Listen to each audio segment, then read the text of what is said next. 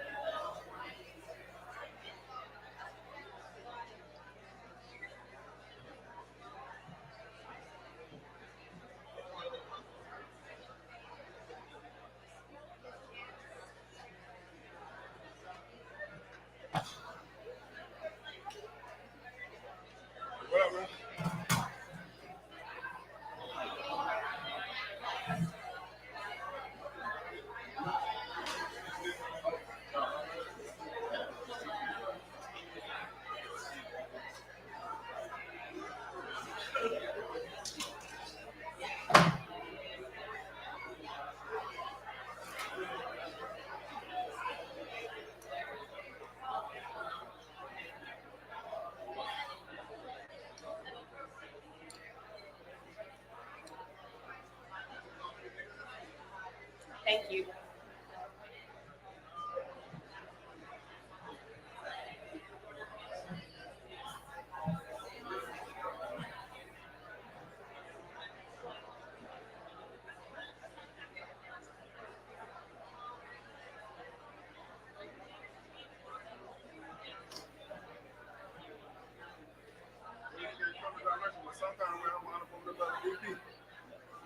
Oh, you asked it. Yeah. I saw the president's house. Oh, wow. I don't know about those. You know, you don't tour the AC.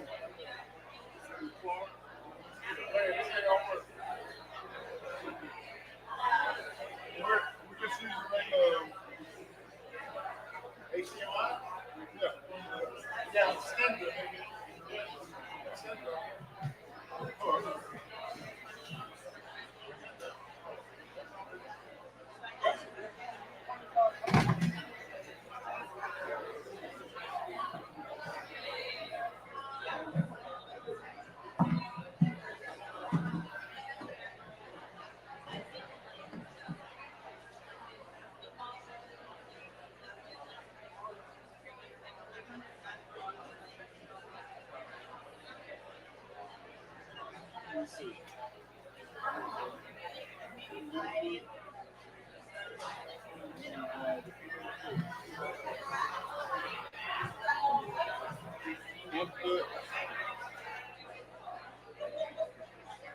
Yeah, surge protector. Yeah.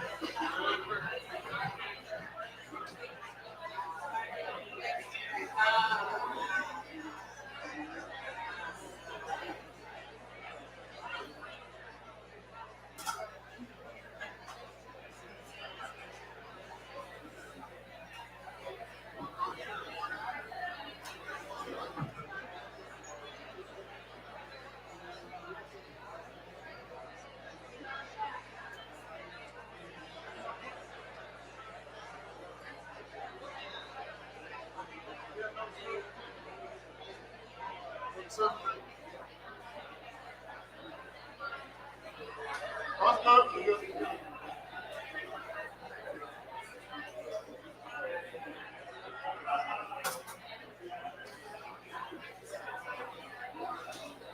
just gonna go from there.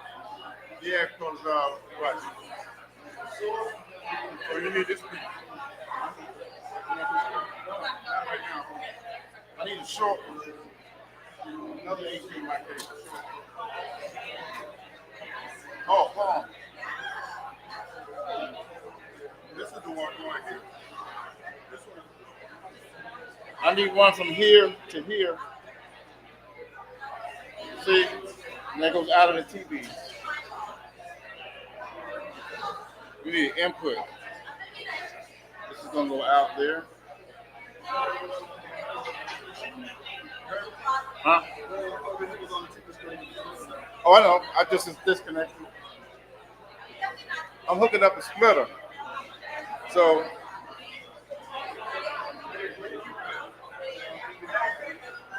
they all over the place. I know I got some in my office.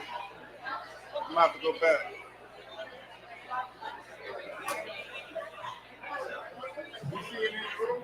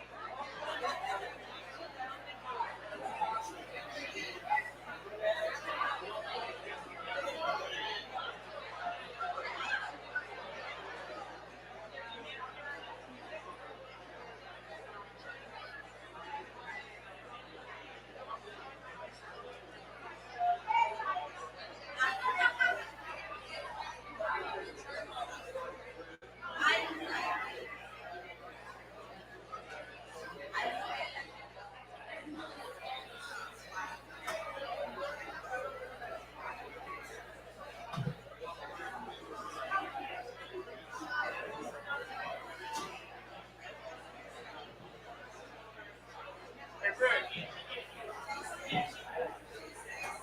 I'm not gonna work something out. Rick, hold on.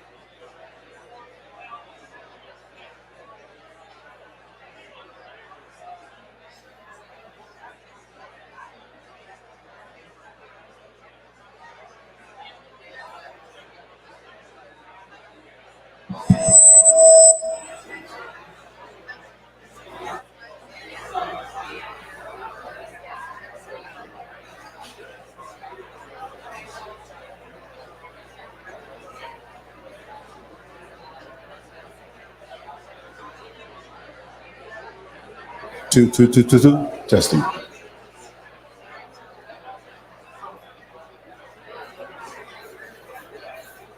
2. 1, 2, check. No. Test mic, podium mic, check.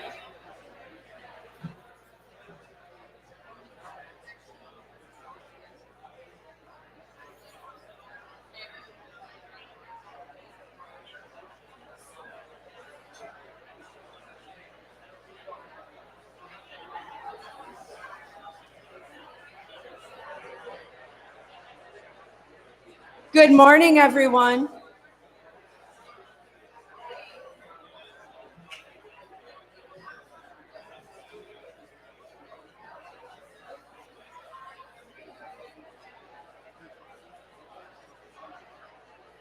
Good morning. I think we're going to get started if folks can.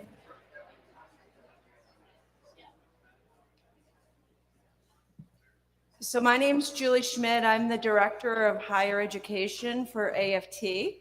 And my counterpart at AAUP, Mia McIver, she and I are here to welcome you. And I am going to start the morning by reading the AFT Code of Conduct, which is found in your program. The AFT Executive Council has adopted the AFT Code of Conduct, which prohibits discriminatory, harassing, or otherwise unacceptable behavior in the workplace or at any AFT activity, event, or meeting, even if the conduct has not risen to the violation of law. There will be zero tolerance for harassment of any form, including but not limited to the use of racial epithets, slurs, negative, stereotyping, jokes, or threatening, intimidating, or hostile acts that relate to sex, race, age, disability, or other protected categories. This behavior will be called out.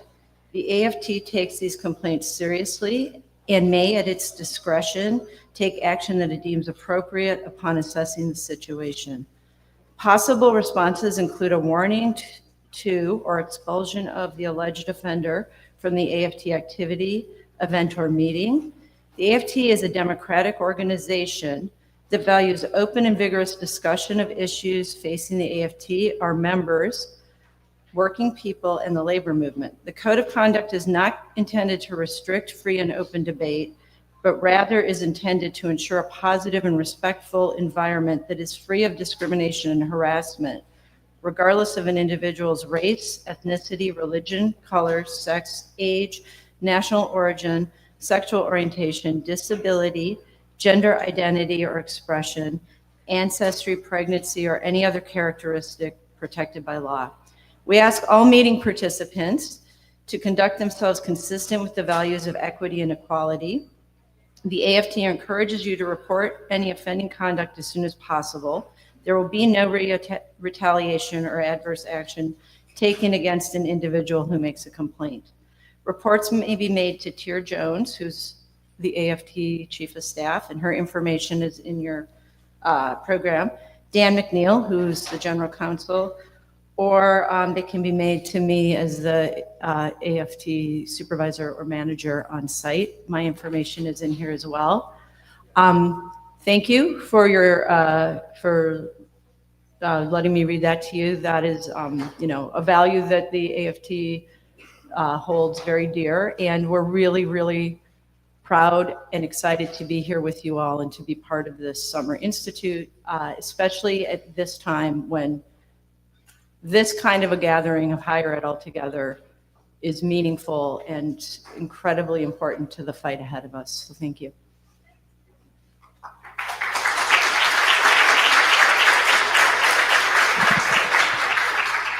Good morning, everyone. It's fantastic to see so many leaders and activists gathered here together for AAUP AFT Summer Institute.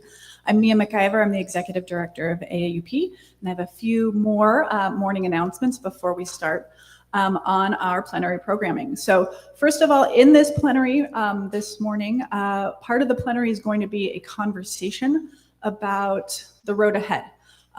We want to take this opportunity with all of us gathered here today to put our heads together, put our hearts together also to strategize, think, plan, and collaborate on what we're going to do in the fall, in the coming academic year, to escalate the fight back against the attacks on us as higher ed workers and on colleges and universities everywhere. So please lend us your voices, your input, your thinking, your feedback. We want to hear from you all in this plenary. We have a daily schedule with all of the room assignments. Hopefully you received a handout with that daily schedule when you arrived, or it may be on the table in front of you. The daily schedule is also posted in the hallway between here and the Bank of America auditorium, just in the corridor off the lobby there. So it has all the sessions, all the times, all the room assignments. You can also find that daily schedule in the CVent app. When you registered for Summer Institute, you registered through CVent. CVent also has a very useful app, and that app has all of the latest updates about the schedule. So if you haven't downloaded that app yet, please do, and you can find a lot of extra information in the CVent app. We will be doing one of our cherished traditions at Summer Institute is a group photo with hundreds of people all gathered together. We're going to do our group photo this afternoon at 3 p.m. immediately after the plenary roundtable discussion convened by AAUP's Committee on Historically Black Institutions and Scholars of Color. So please come to the plenary. It is in the Martin Luther King Jr. International Chapel, which is a building just around the corner from this building. And then after the plenary, please stay for the group photo. All right, also on the daily schedule, we have several workshops scheduled in classrooms on the Spelman College campus. Spelman is just a short walk across the road here from Morehouse College, but it will take a little bit of time to get over there and to find your building and to find your room. So please leave if you're going to a workshop at Spelman, leave an extra 15 minutes to get over there. We will have some guidance and some assistance 15 minutes before the workshop sessions begin. So that's going to be at 10:45 a.m. and 2:45 p.m. Our AUP staff member, Kate Taylor, Kate is over here waving her hands, will walk over to the Spelman classrooms. So you can meet Kate just outside the lobby here and walk over with Kate. We also have a couple of golf carts available for people who would like some mobility assistance to shuttle folks back and forth between this location and the Spelman classrooms. So if you'd like a ride on a golf cart, also please come to the lobby about 15 minutes before the workshop session begins. All right. Also, we have an announcement about the Emory bus schedule. Again, there's a flyer on the table in front of you, or I have extra copies here if you'd like one. The Emory bus is going to pick up at Emory on the even hours, 8 a.m., 10 a.m., 12 p.m., etc. It's going to leave from here on the odd hours, so 9 a.m., 11 a.m., 1 p.m., etc. And finally, we have some requests to help spread the word about Summer Institute on social media. For that, I'm going to invite our social media staffer, Nico Millman, to come up and share that with you. I wasn't expecting an applause. Thank you. So my name is Nico Millman. I am the Media and Communications Specialist with AAUP.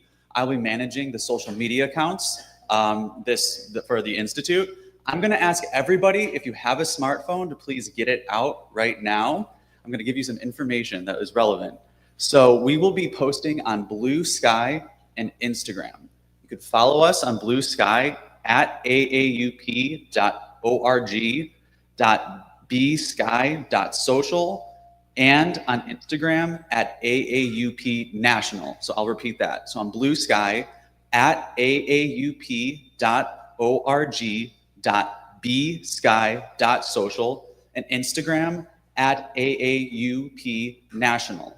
We are also using the hashtag #OrganizeFightWin. So we'll be using that. So if you do post, use that hashtag and I'll be able to find your posts. So you're using those two. And feel free to tag those accounts when you're making your posts so that I could boost them and could get more circulation. I'm also going to ask you to add this number to your phone. So when you're ready, the number that I want you to add to your phone is 202 998 2769. I'm going to repeat that.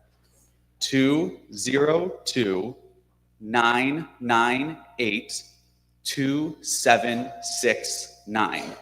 If you have the information related to your chapter or conference socials, your handles on Blue Sky or Instagram, text that number to me now indicating which chapter or conference that's a part of so we could better coordinate social media posts.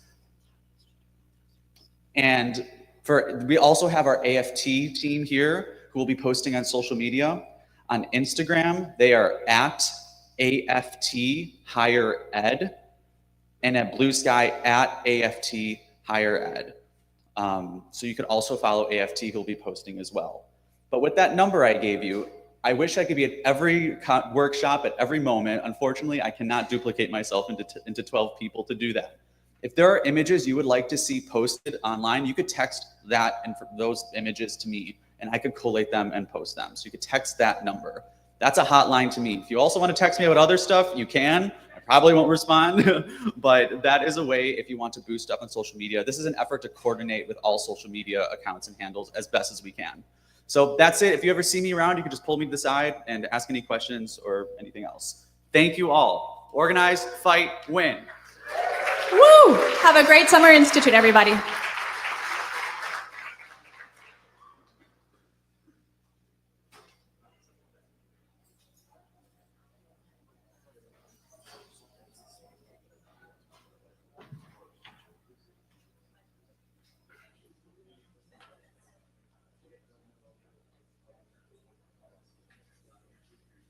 Is that what it's for? What is that?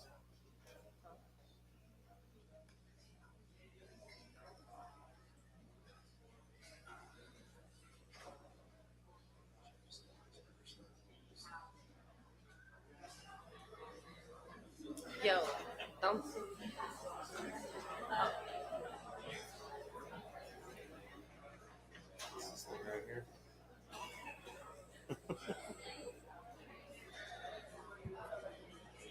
All right, good morning, everyone. Thank you for gathering so quickly. This is a great looking group. We want to get started here. We've got a little bit of time. Want to do a quick icebreaker. Start out with a quick learning objective. We want to equip participants of this plenary to, with practical strategies to increase member engagement and lead to stronger collective action. We know what we're up against and we need to get our people ready. So we're going to talk a little bit about some strategies, and we're going to have some leaders here that are going to talk a little bit about it. I just want to start out with a really quick 5-minute icebreaker. If you could just share at your table your name, what campus you come from, your union or chapter role, and then what you hope to learn at this Summer Institute. So we'll give you 5 minutes. Thanks.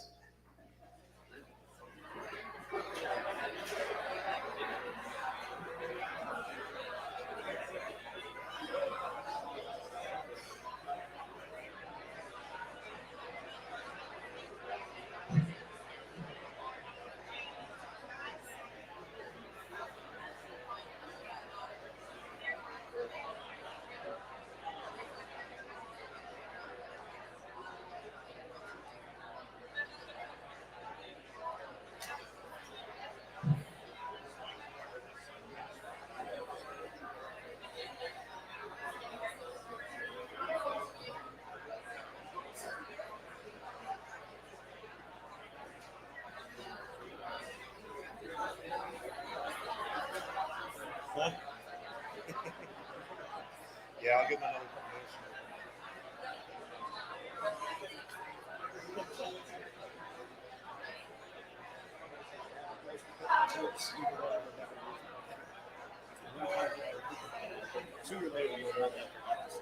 Yeah, there's it.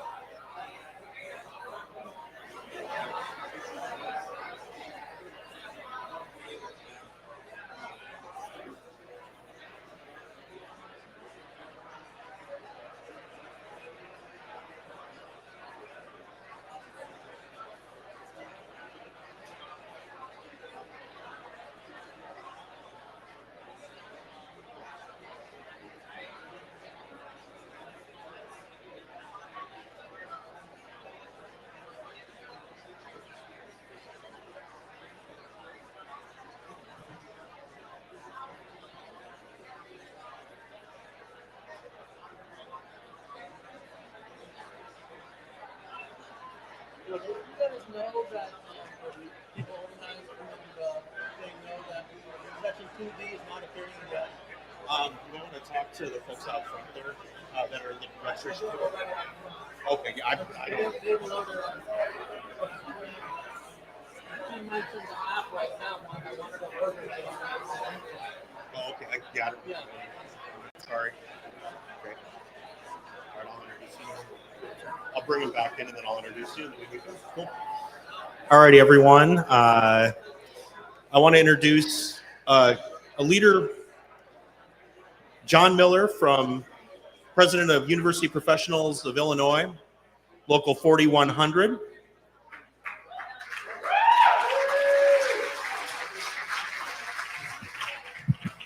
Good morning. Solidarity. Oh, we can do better than that. Solidarity. Solidarity. Solidarity. Let's try another one. What do we want? Justice. When do we want it? Now. What do we want? When do we want it? What do we want? When do we want it? What do we want? When do we want it? If we don't get it, if we don't get it, if we don't get it, if we don't get it, if we don't get it, if we don't get it. Good morning. My name is John Miller. I am the proud president of the University Professionals of Illinois and the vice president for higher education with the Illinois Federation of Teachers. Let's hear it for Illinois in the house.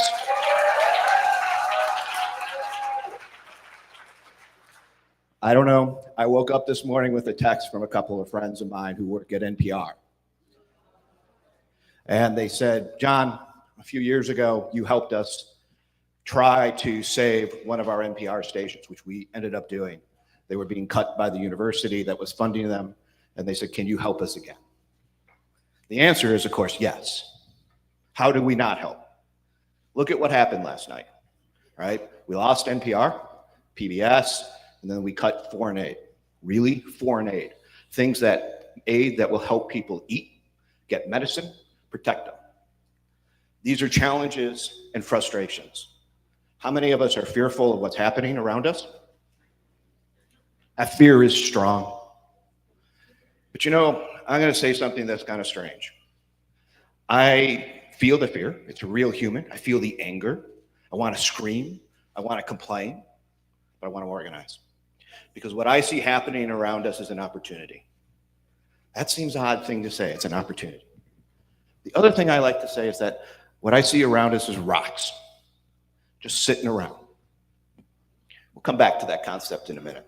I'm going to start with the story. It started back in 2015, September. I just became the local president at the UPI, which is a statewide federated local of higher ed and all the regional institutions. Was the voice in many ways of higher ed throughout the state of Illinois. We had not yet had our colleagues from UIC join us. We had not had yet organized NIU or ISU. SIU was organized, but very quiet with IEA. So it was all the regional institutions that were being attacked. Our union, like many of us, even today, whereas a service union, people picked up the phone and called the president and called the union and say, hey, I have a problem. Can you solve it? And of course, we would try to go out and solve it. We would make the phone call. We would file the grievance. We bargained somewhat successful contracts. You know, not great, not bad, but still strong that protected people. Sometimes they were better. Sometimes they weren't so great. Just kind of depended. Sometimes we pushed legislation. You know, we would fight on the pension battles and fight to maintain tuition waivers and fight for MAP funding. It was an effort. I wouldn't say it was a strong fight because we were a service organization. People turned to us to do stuff for them. So in September of 2015, when I walked into that door as the newly elected union president for this local, we had a problem that I just couldn't quite fathom was going to come. It was already there. We were 2.5 months already into no budget in the state of Illinois. The Governor Ronner, we can do boo. Thank you. Was hell-bent on cutting higher ed, cutting state services, and destroying labor. That was what he wanted to do. The reason why we lost fair share, it's Ronner. right? So let's be real clear that this battle in Illinois impacted everybody across the country. I walked in, looked at the budget. It's like, oh, we have not enough money. We have all sorts of structural issues that we need to clean up. And I never fathomed what was going to happen and how to deal with this problem. Because that 2-month budget crisis turned into a 2.5-year budget crisis. So no budget for higher education at our public universities, community colleges, K through 12 schools, human services. For 2.5 years, we went with no budget. It was amazing.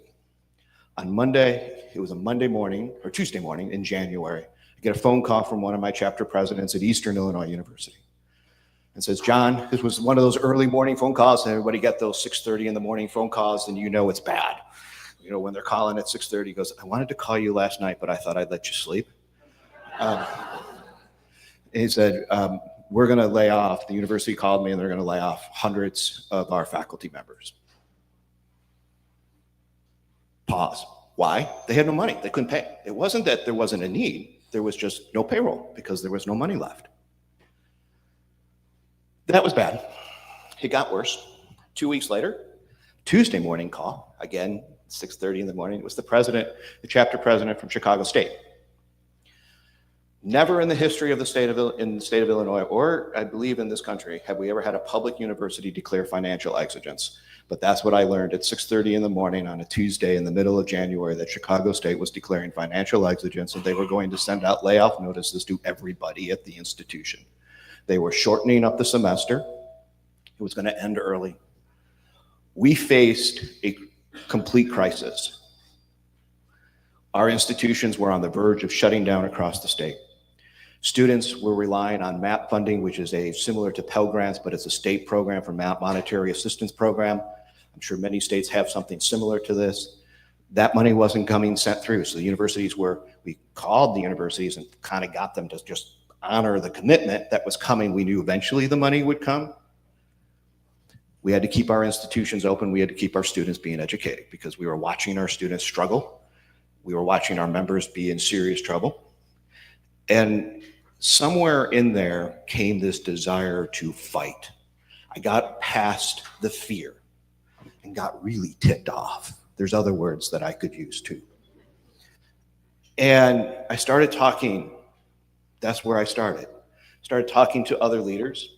Went to campus after campus after campus, walking and talking with folks to see how were they feeling, listening to the fear that they had in their eyes and in their faces.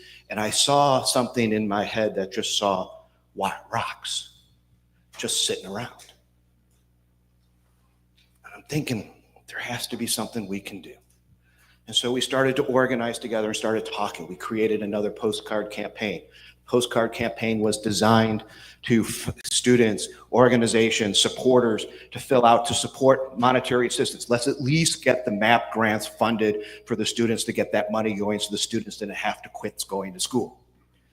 We reached out to partners and found partners who wanted to come. And we started to create an organization called Fund Our Future. This Fund Our Future organization started with just a handful of organizations, about 5 or 6. Citizen Action Illinois jumped in. I met a whole new group from Jobs with Justice in Chicago that was joining us. Other unions, IEA, said, look, we want to join you and help. We did in a 3-week or 4-week period over 30,000 postcards from the students to colleagues to the community. And we hand delivered them to the legislature. So you were filling out 4. 1 to the governor, 1 to the lieutenant governor, 1 to your state representative, and 1 to your state senator. I get this phone call from Karen Lewis, an amazing leader. She and I talked throughout the spring about what was happening, and they were going to do a April 1st strike. And she said, John, would you help be part of this? I thought, well, I can't really go on strike, but what the hell? Let's go. Let's do this. Let's come out and fight and join you. So, but I knew I had to mobilize our membership. We had leaders. Now we had a team. So it was no longer just my voice. Now, because of all the one-on-one conversations and having this perspective that we can organize against this, we started to grow more activists, more leaders on every single campus to fight back and to join us. So I went and talked to them, and I asked them to envision coming to Chicago or coming to Chicago on the 1st and walking out. What does this look like? How do we do this? And I let them figure out. But then I get phone calls from, we love staff, sorry to the staff. They're like, John, your voice is going to get lost in this. Higher ed's voice is going to get lost. It's all going to be about CTU. It's all going to be about the teachers. Well, yeah, it's in the city of Chicago. All the schools, teachers are going to be walking out on a one-day strike. So yeah, the media is going to be covering that. So you're spending a lot of effort without getting your nose out there. And no one was really paying attention at this point in the state. They were paying attention to what was happening to K through 12. They were paying attention to what was happening to human services. No one was really paying attention to higher ed. How many people have experienced higher ed never getting any attention in their states, right? We're vital only when they think they need us. It's like, COVID, they suddenly realize that there is science out there. Okay, so we thought, some were saying maybe we shouldn't do this. And I was like, no, our membership needs a voice. We need to change the dialogue. We need to change the agenda. And so listening to folks and talking to our activists, we came up with a crazy idea. I called my executive vice president. I said, I have a crazy idea. He's used to these type of phone calls. Mine come in late in the evening. I don't wake him up in the morning. I keep him up at night. And I said, a crazy idea. What if in our downstate school, at our downstate university, so downstate in Chicago is anything outside of Chicago. Downstate. Let's do the day before actions on every one of our campuses. Let's do a rally in the afternoon with local media's attention. Or let's do press conferences. Let's get the students front and center. What do you think of that idea? And they took off with the idea. And on every one of our downstate campuses on the day before, they talked about it. Local media had the story. So we had already primed downstate media, all highlighting we're doing this because we're going up to Chicago. Now, we couldn't bring everybody up, right? There's no way we couldn't go on strike. It violates our contract. So we came up. But the Chicago schools, our two campuses that were under attack, Northeastern Illinois University and Chicago State University, got really excited about this concept. And they were creative. The folks at Northeastern were brilliant. They came up with this idea. They said, you know what? We got two public schools within about 5, 10, 15-minute walk. What if we organized with them that we would go march from our campus to their school and bring all of them back to our campus and have a massive rally? But then they got even more creative, right? They decided they were going to have a New Orleans style funeral for higher education. I'm like, this is awesome. And so they brought in and they marched with the bands and the coffins and the signs. And I kid you not, thousands of people showed up from the schools, suddenly combining from these two schools, these public schools. We're students, we're colleagues. Everybody in Northeastern walked out. The university was, we're not really officially sanctioning this, but thank God somebody's doing something. And we're bringing all these folks together. And there was this, it was the most insane thing I've ever seen. There are helicopter camera crews floating around taking pictures because there were that many people there. We're grateful that the president of AFT joined us. Politicians wanted to speak. I'm looking at my time and I think I got to get to Chicago State because I have to do this again at noon. And we're running way behind. But we stayed and we talked and we chanted and we pushed the agenda. We moved then to Chicago State because we had now formed Full Fund Our Future, had now grown.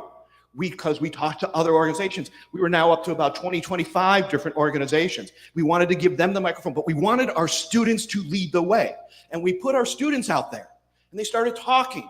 And we had a rally, or we had a press conference rally in the morning or at noon outside. And then we marched around the Chicago State campus area, up and down the neighborhoods. And people were coming out of their homes, thanking us for fighting up because their school, where they love, they may not have gone to it. They may not have anybody there, but they love their school. They love their university. This is an urban institution, a PBI, who was seriously under attack, and somebody was standing up and fighting for them. And they joined us. And we had all sorts of groups of folks joining us in this, from human rights to civil rights to Medicare to other unions joining and fighting us, and we marched around. But the plan then was to grow even bigger, and that is that we marched then down the highway or down the street to the red line. Now, the police were nervous because they thought we were going to get on the highway and go down and close the highway. We had already done that a couple weeks earlier. We don't tell anybody that part of the story. But if you have ever read the story about the Dan Ryan and students walking across the Dan Ryan and shutting down the Dan Ryan first, sorry for those that were stuck in the traffic. And so we walked to the red line. And the goal was to have all these organizations. UIC had a rally on your campus as well. We all joined. And we got on the red line, which is one of the main trains, and we had a teach out on the train. We were standing up, telling people what was happening on our campuses. I'm sure some of these commuters were thinking, are you kidding me? I'm tired, I want to get home. And these people are talking to me. Who talks on trains? We do. Teachers, faculty. What else do we do? Students did. Everybody talking and sharing their stories. And we converged in the Thompson Center with CTU. There were thousands of people, a rally there, and then we marched down Lakeshore Boulevard in the afternoon, shut it down. The next day, that evening, all the media was about CTU in Chicago and the school and the teachers. Like, damn. But you know what happened the next day on Sunday?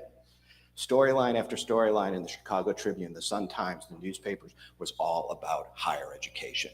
We pushed the agenda because of the rallies, because we listened to our activists, we grew our activists, and we found a way to do it. We envisioned something crazy. We were able to get a supplemental budget passed. No, the story doesn't end.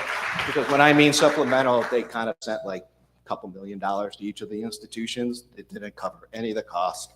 We weren't done. It's like, so we started talking then to our colleagues, and we started looking, it's like, this is a long campaign. So we created what we called the pressure campaign, because we identified 6 Republicans, the House and the Senate, who we thought were vulnerable and needed to break with the governor and override the veto. The Democrats had control of both the House and Senate. They kept passing budgets, the governor kept vetoing it. We needed to find a way to override the veto. We didn't have enough to override the veto. These Republicans lived in university towns. So we went after them. We started doing door-to-door. We put up signs, yard signs, you know, the political yard signs? We put up yard signs for our university, Fund EIU, Fund Western. We started running radio spots in some places. Radio in rural areas is cheap, who knew? And we started doing those type of things because we have really creative people. We have PR people who work, who teach. It's like, why aren't we using you? Tech people who knew how to design memes. That if you've seen my ability on social media, you know it's best for me not to do it. They were creating stuff and putting stuff out and joining us together. We were transitioning. We kept changing what our plan was. And we ran in that election against candidates. We didn't win a single one, but each one of those Republicans who were in those had never had a challenge like they had to fight. They had to spend money, they had to raise money, they had to fight back, and they were scared because we didn't stop then. Even though we lost, we continued. And then we came up with this crazy idea. Well, let's just go and do a teach out in Springfield in the Capitol at the end of April. That was the next year. It's like, let's just go there and do it. Again, it was all the naysayers, John, you can't do this. You're never going to get a budget passed. You got to figure out alternative ways to try to keep your institutions. Like, no, we're going to get a freaking budget. We have to. There's no way that we're going to survive without getting a frickin' budget. We're going to continue the pressure campaign. The pressure campaign was joined with ASME, SEIU, AFL-CIO Illinois, all joining this pressure campaign against these legislators, because just because we didn't win the election didn't mean we were going to let them go. There were editorials, there were some news stories, there was radios. We continued to knock on doors even past the election. We weren't done pressuring them because these were the biggest employers, the economic engines in their state, in their region, and they're failing us, and they're failing all of our students. We continued that pressure on each and every single one of them. Are we a service institution anymore? Nope. So we taught out. We brought a couple thousand people, buses. We had to hire buses. Thank you, AFT and IFT, for covering those costs. It's good to have somebody with money.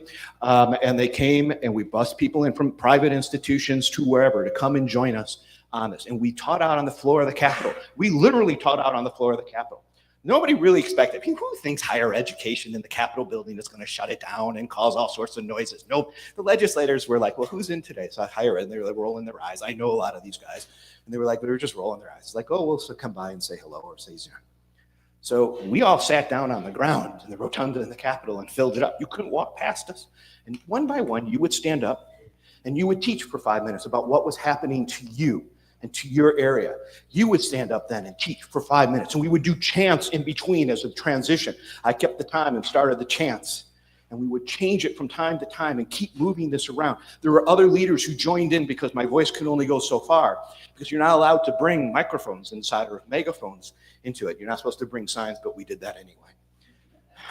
And we changed the narrative, and we taught out.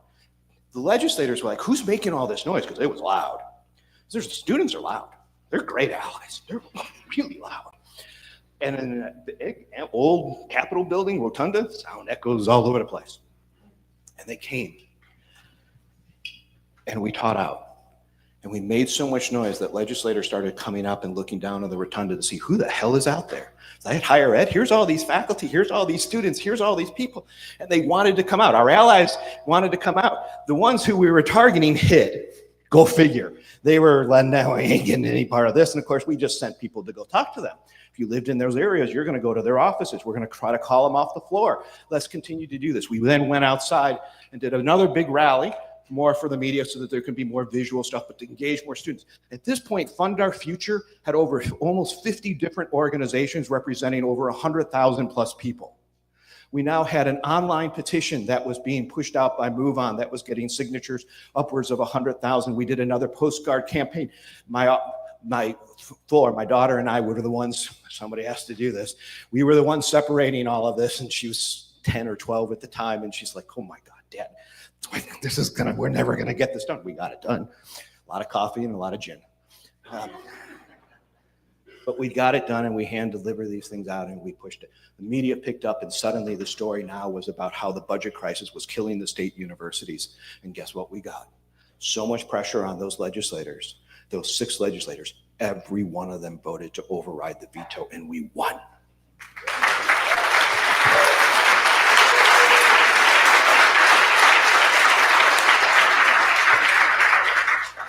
But that's not the story of the power. It wasn't the postcards. It wasn't the reality. It wasn't the rally. It wasn't the teach out. It wasn't the actions. It was the process of organizing that gave us the power to do what we needed to do. We transitioned in a short period of time from an organization that was a service-based organization to one that is now a mobilized campus. Now, we struggle. I'll admit, it's hard to keep that momentum up. And there are times where I shake my head and think, I don't want to go back. But now, looking at what's happening around us, I want to go back to the good old days of no budget. That was easier to fight, right? But we're now organizing again, and we're now pushing again, and we're continuing. That power, that strength that we gained created now an ongoing attitude. And that ongoing attitude is to see rocks just sitting around. The attitude is that we no longer see a crisis. We see an opportunity. We see a way to gain power. We see a way to change our working conditions, our students' learning conditions, our communities, our institutions. It's an attitude that says anything in front of us is not something worthy of complaining about. It's worthy about doing something about it. Anything that's worth a complaint and your time to be fearful about, it's your time to change and do something about it. If you can exercise the emotional strength that it takes, and it takes a lot of strength to be fearful, we can find the strength together to fight back and change it. It's an attitude change that we needed to have. But remember, it all started from those first conversations. A service union, working together, having one-on-one. We needed to learn a lot. We learned a lot on how to go about doing this. And so we moved to grow additional activists. That's the next step. Because when you have one-on-one conversations, you meet new people. Man, think about this for a second. We represent higher education. We can outthink any administration, any legislator, because we have experts in every frickin' field there is.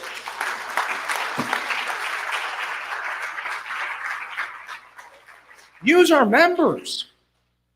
We don't need to rely on others to do stuff for us. Our members want to be part of it. We need to envision with them. We need to grab their imagination and say, join in this fight. But then we need to let go. because they're experts in what they're doing. You're an expert in everything that you do. Be you. I do things differently. You do things differently. So if I get upset and frustrated that you're not doing it the way I would want it done, we're going to have a problem.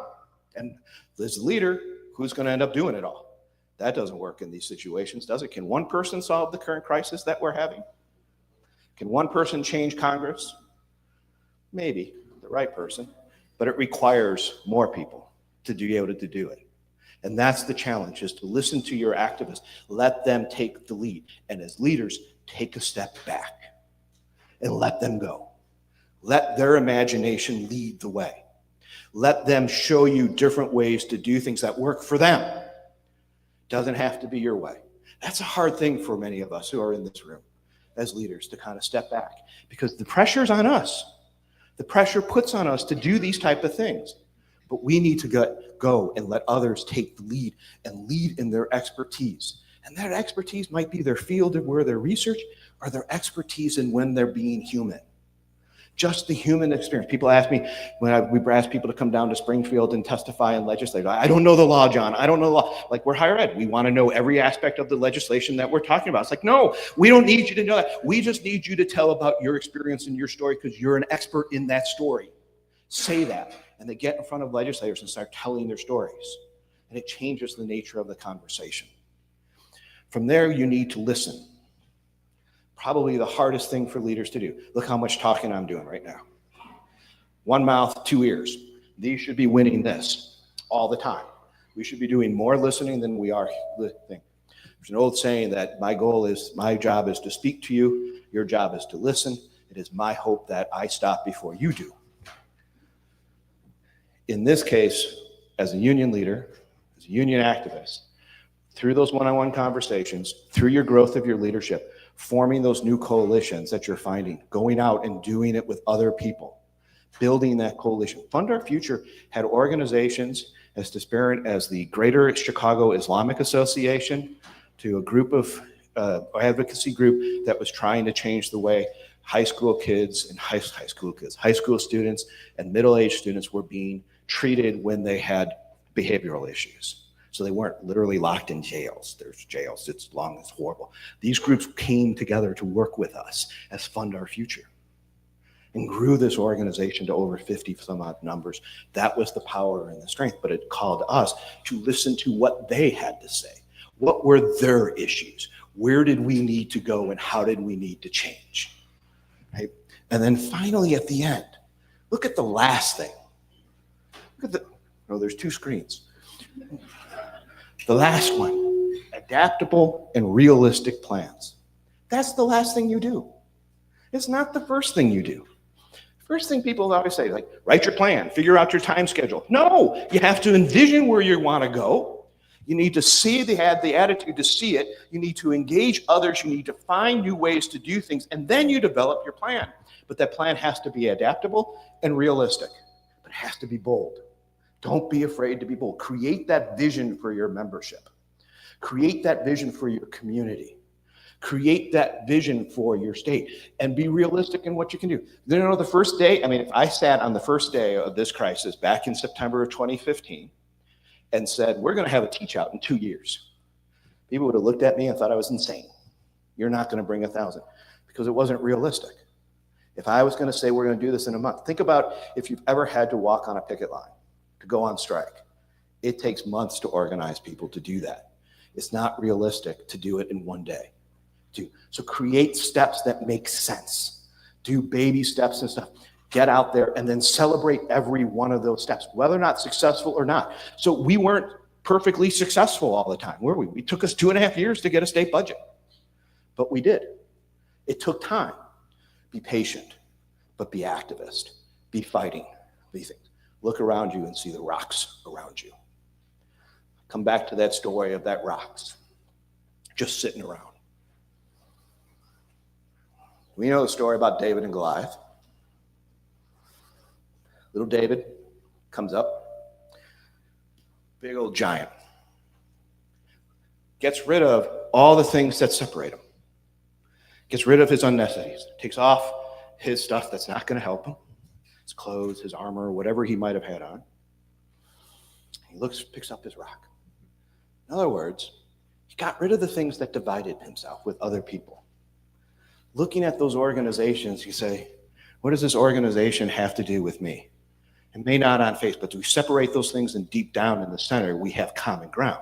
We want justice. We want fairness. We want respect. Listen to where those folks are. Separate, drop those unnecessary differences that separate us. Pick up our rocks together. Find a way to join with others, because when all of us are picking up our rocks, when all of us are finding ways to push back, because we have developed the process of power, we have the attitude to change things, we have listened to folks, we have grown our leadership, we've been able to do this, we can pick up those rocks, and when we throw them together, it is no longer just one rock that's going, it is now millions of rocks going. I'm not advocating violence. Run millions of rocks going, and that giant will fall down. We will win this.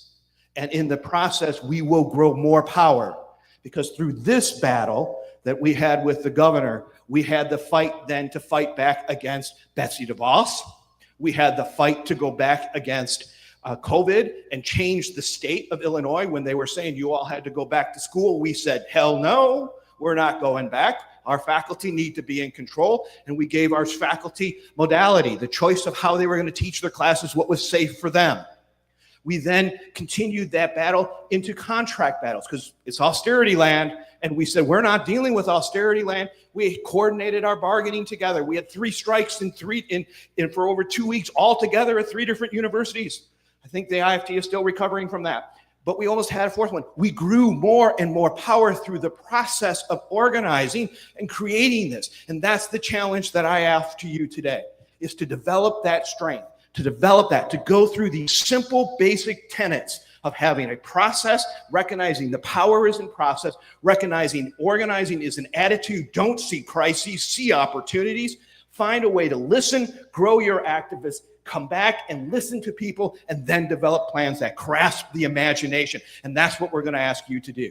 So throughout today and throughout tomorrow, that's what this workshop is all about, is finding that additional strength inside you to envision where we can go. How can we grow? How can we change? What can we do? Because when we fight, when we fight, when we fight, when we fight, when we fight, and that's exactly what the hell is going to happen. And the giant is going to be falling down, because we have picked up all of our rocks, and we are working together to defeat Trump, to defeat the audacity, to defeat the oligarchy, and we're going to finally frickin' change this country where higher education leads the way. Because when they go after us, we frickin' go after them.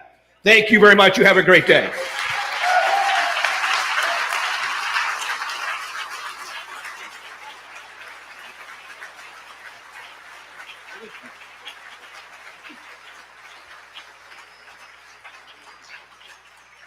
I absolutely don't want to speak now, right after Todd. John, how do you follow that? Thank you.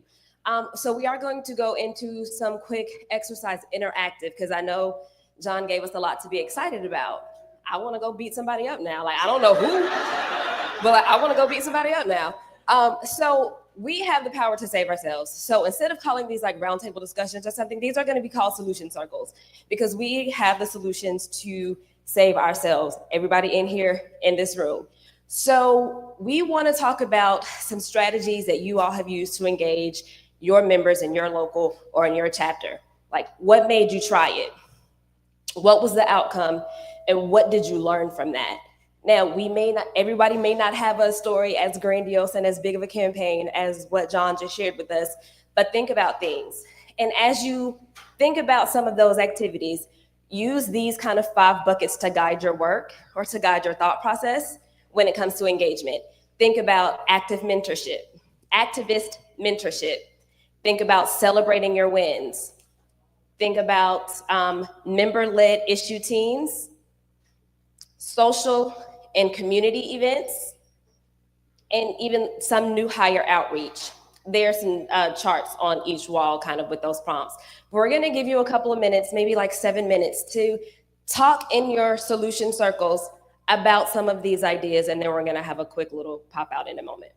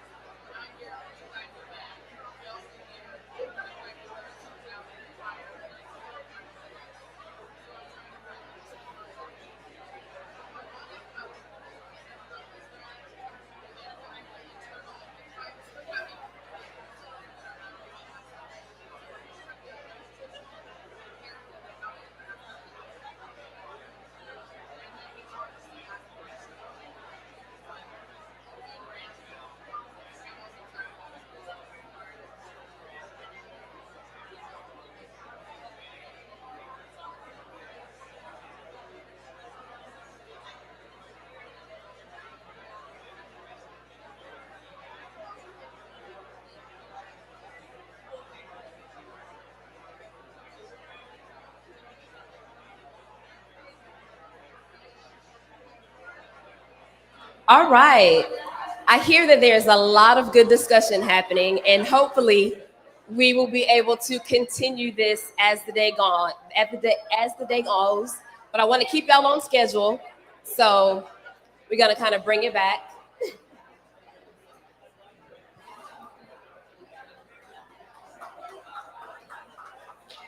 Oh.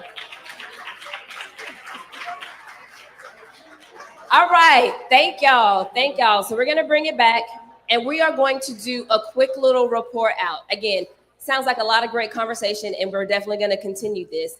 But what we want to do now, we are going to ask for a few folks if they want to stand up and share their strategy or their engagement. But what we want you to do before you leave this room is kind of think about your best practice, think about the story that you shared or your strategy. And I want you to write it. There's some Post-it notes that should be on your tables. Jot it on the Post-it note. And before you leave the room, on either side, you'll see some pretty large chart papers that have, the respective categories. Stick your Post-it note on that perspective, on the respective category, and add your contact information to that. So if someone reads that as they're on their way out and they think that it may be a pretty good idea for something that's happening on their campus, they have somebody that they know exists, that they know is gonna respond to them about who to contact so that they can get more information and or duplicate that.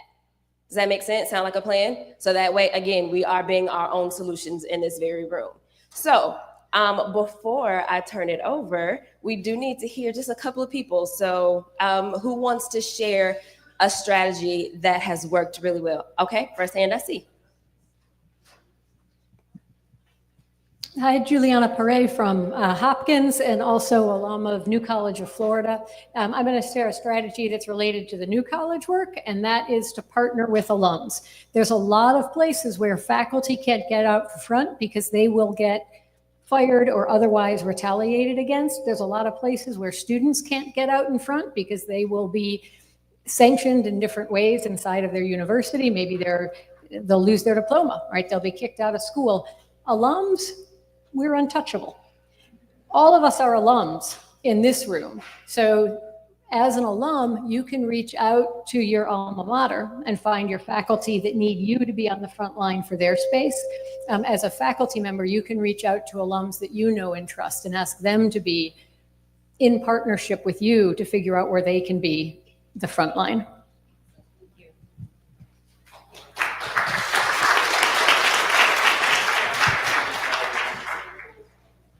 Alums are part of that community, right? It's where you can go, it's turning. Who do you grow and who do you look? I didn't even mention the alumni. Here. Hi, everyone. Oh, it's so loud. My name is Dana. I'm at UNC Charlotte, but I wanted to share a brief story of when I was a graduate student at University of South Carolina. We had unionized with United Campus Workers. In 1 year, we launched and successfully won a graduate healthcare campaign, which, yeah, let's give a shout out. And also a shout out for organizing in the South. Everyone says that, it's not possible. It's an anti-union state, but we can make changes in the South, which is really important why we're meeting here in Atlanta. Well, one of them, I won't go into the whole story. There's a lot to say, but I think a few things that made this graduate healthcare campaign a success is one, that the campaign was chosen based on the membership. The union was made up of faculty, staff, and students, but overwhelmingly the membership all wanted graduate healthcare. And I was a graduate student at the time, so I was like, okay, well, I'll be selfish, this works. But I think that's a key thing, that it came from the membership. And another thing is that we also knew that this in many ways would be a winnable campaign, because while we always want to strive and set high bars, it's also important to have winnable campaigns. Graduate healthcare over time was constantly being subsidized, but still wasn't enough. And so I think those were some two key things that helped us in order to be successful in our campaign. We did very similar stories to what was presented, where we had, petitions and marches and whatnot, but it was really using and going through the process and building a relationship with our fellow workers and getting to know them and hearing their healthcare stories and sharing our stories together that I think was another strategy that really helped us to succeed. Thanks.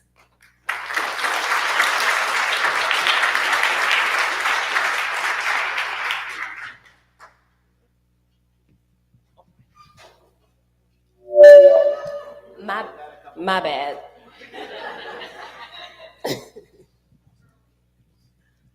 Hey everyone, Pranav Jani from Ohio State. I guess I'll share two things in terms of strategies that work. So we've been in a 2.5-year fight against a terrible bill called SB1. I won't go into it. Thank you. I'm so glad you know about it and you booed it. I would say two things. I'll just keep it short. I'll say two things that are really important for that. One is it was a legislative fight, but we didn't let it be contained in the legislature, but actually turned it into an opportunity for building on a mass basis, building coalitions and recruitment.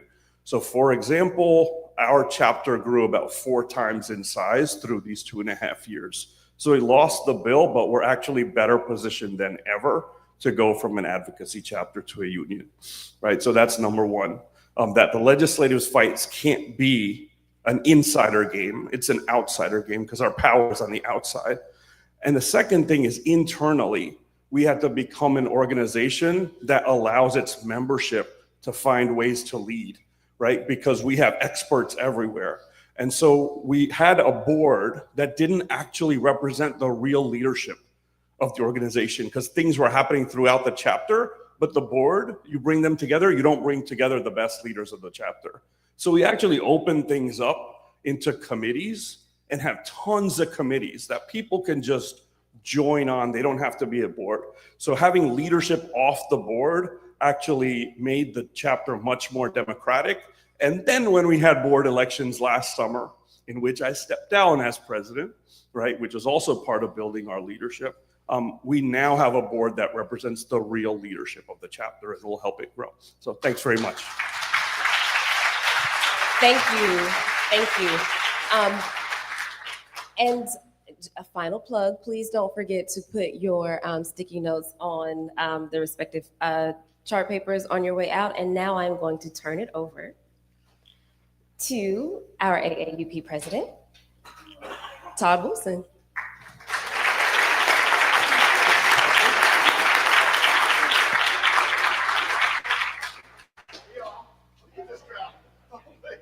I've been up here twice, and each time this thing gets bigger. I'm amazed. Is this thing on? Is this on? Yeah. First, we got to give it up for John. My God.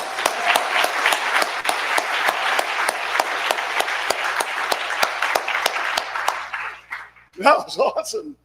I felt like I was on a whole ride. That was amazing. Thank you so much. And I just want to confirm, like, we all know this, though. Our power is in our numbers, right? Which is part of the story.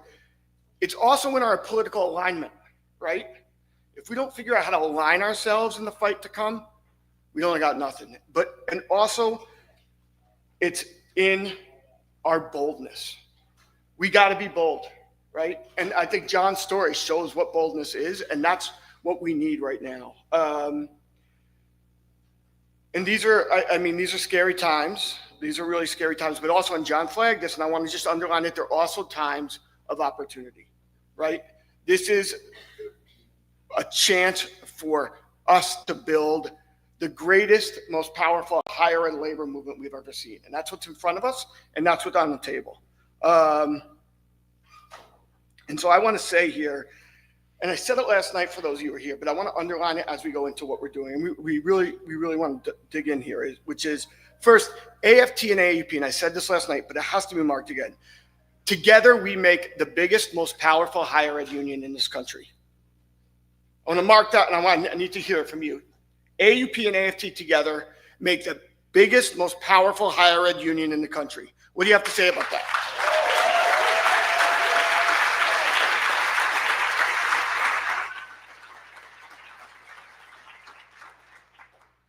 And given that we are under tremendous threat, we have an obligation. We have an obligation. We have to lead. We have to lead. And let me tell you why we have to lead. Are our college presidents and administrators going to lead in responding to the Trump attack? Have they been leading? Are our elected officials going to lead in a response to the Trump attack? Have they been leading? So then what do we got? All we have is us. And when we talk about us, we need to talk about this. And again, this is baked into John's story. We can't think about us in our boxes. It can't be faculty tenure stream over here. And it can't be full-time non-tenures over here. It can't be grad workers over here. It can't be our undergrads over here. It can't be our professional staff, our ground staff over there. And it can't be our students somewhere else. We must build together. And then we must do it not only on our campuses with all of us who work and live in our campuses, but also in the communities where we work and live. That's the only way forward for us. And one more thing I want to say, and John sort of flagged this, and then I'll get into where we're going from here, which is, and this is hard for all of us, we got to put away those petty differences we have. We cannot there are times when we're all going to get wrapped up in our petty differences and not figure out how to organize with one another and build with one another. This is not that time. This is not that time. I think the metaphor was that we all got to pick up our rocks together, right?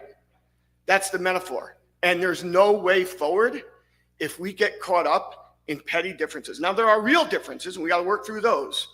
But the petty differences, the feeling of a clique, the feeling of not wanting to, you don't like how somebody is acting, that is, if you let that divide us, that is exactly how we're going to get rolled. That is exactly how we're going to get rolled. So the rest of this time and this exercise and where we got was so great. And what we want to do, and this is not just in this session, but we're going to start it here. What we want to do at the rest of the time is think about how, from you all at your tables, how we are going to build the most powerful national higher ed movement this country's ever seen to respond to the threats that face us. And we need it to come from you. How are we going to do that? How? And also along that lines, how do we build a national campaign that fights for the future of higher education? Not just responding to authoritarianism or fascism or however you want to define what we're dealing with, but also puts out a proactive vision for the role of higher education for the future of our society, right? How do we build that today, fight, and move forward for tomorrow? And also it must be, and this is the hard part, rooted in the very real conditions of our campuses and our communities. It can't be like a national cookie cutter vision that isn't like embedded in the contract campaigns, in the layoffs happening on your campus, in the attacks when your administrator is afraid of Trump and fires the next professor because they said something he doesn't like on Twitter. It has to be rooted in the conditions that we have and we're facing. And so, you know, how much time we got? We got like 30 minutes, right? And so I'm going to try to be pretty brief, but what I'm going to do is I was going to go into a bit about Rutgers, but I don't think we have enough time for it. But what I will say is I came into president right before the pandemic hit. It was a messed up time to be a first president of a union. And in New Jersey, it hit hard early and quick. And the admin, in the same way that they were reaching out to John, they started reaching out to me and saying, hey, yo, we're gonna have to do some massive layoffs, right? And they're like, you know, like trying to pull the union, but don't worry, it's not gonna be your members, trying to pull the union towards their plan. And we started stepping back and we're like, oh crap. And so we built a table called the Coalition of Rutgers Unions that represents I'd say about 8 unions with about 20,000 members. And before the administration could put out their plan of layoffs, and we came up with what we called the people's approach to the pandemic. And basically the idea was solidarity, right? It was the core here. Faculty, particularly tenured faculty that could not be affected in the same way, committed to furlough, but it was a work share program. So we used the CARES Act money to keep everyone whole, everyone making under 200K whole. And the money and the savings was put forward so that they would not lay off staff or adjuncts. That was the strategy, and we put it forward.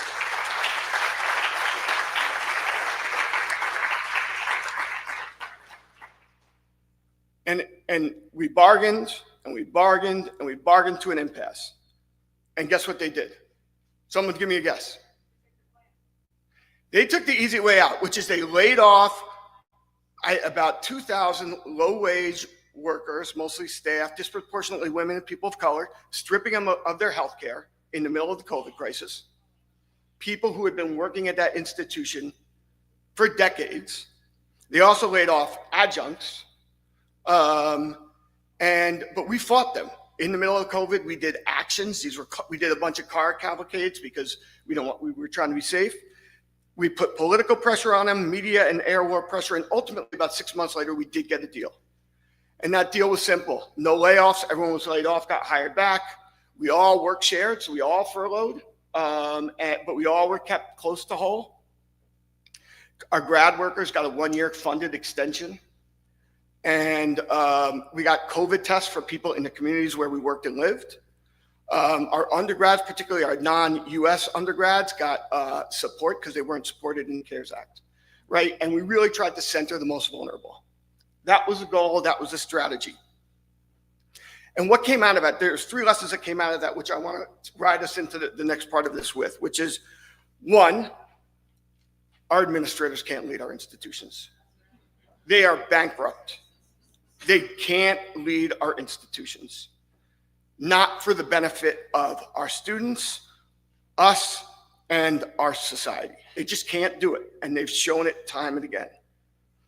2, when workers and students get together, we can put out a real vision for the university, a moral beacon vision that's embedded in our research, teaching, and service, but it also creates our universities as a place of care and solidarity that can really lead. And that's only going to be done by us. And then 3, our power is so much more when we break down the job category barriers, the barriers between faculty and students and staff, and we organize together. So those were the lessons that we came out of that with. And I think they really build in a real complementary way to the process John's been laying out here. And so I just want to lay those out as another set of factors we want to think about as we think about how to build what we're going to build.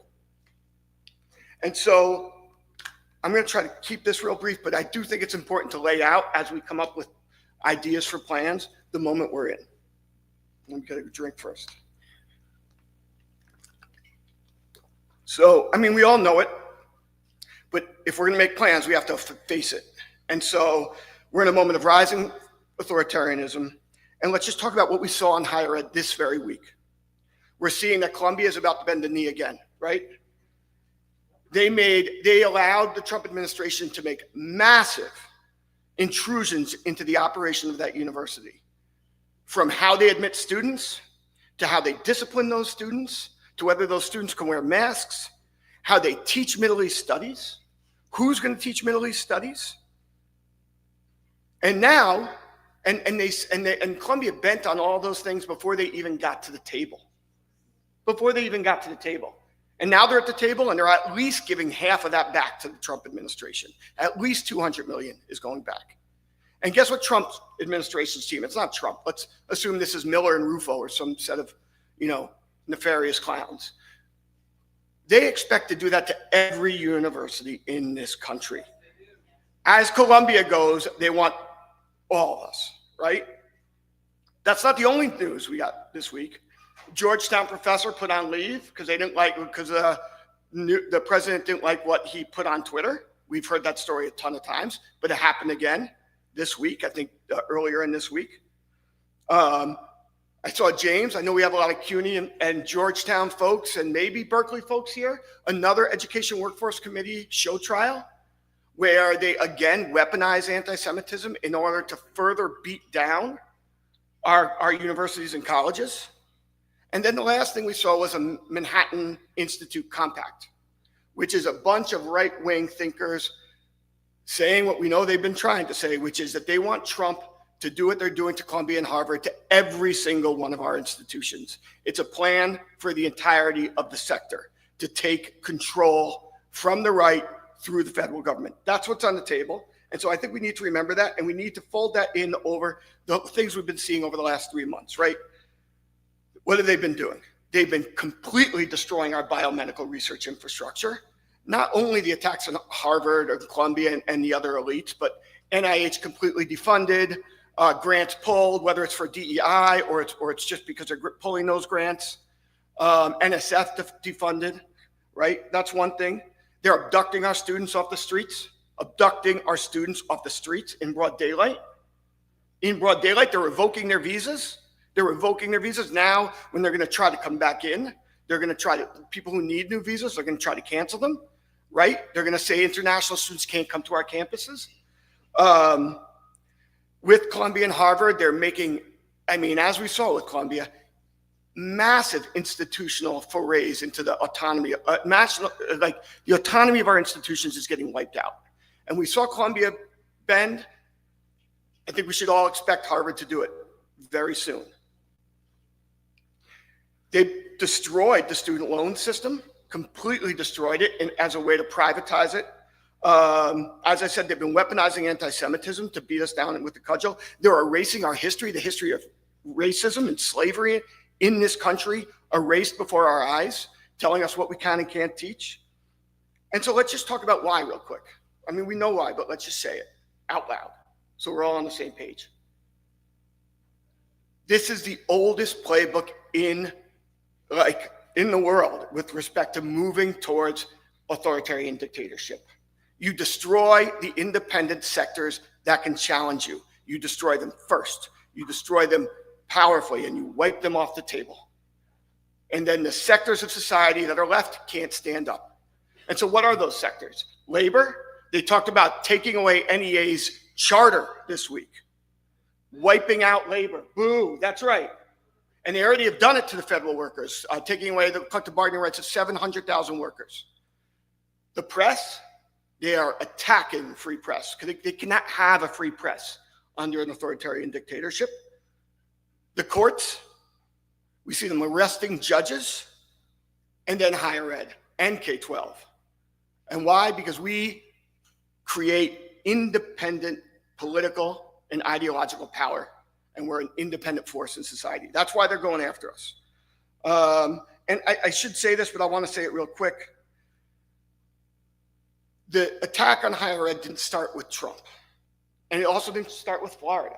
It's been going on for 50 or 60 years, and we have to keep an eye on what the real fight is. It's not only against the rising fascism, it's also against neoliberalism, the corporatization of our universities, right?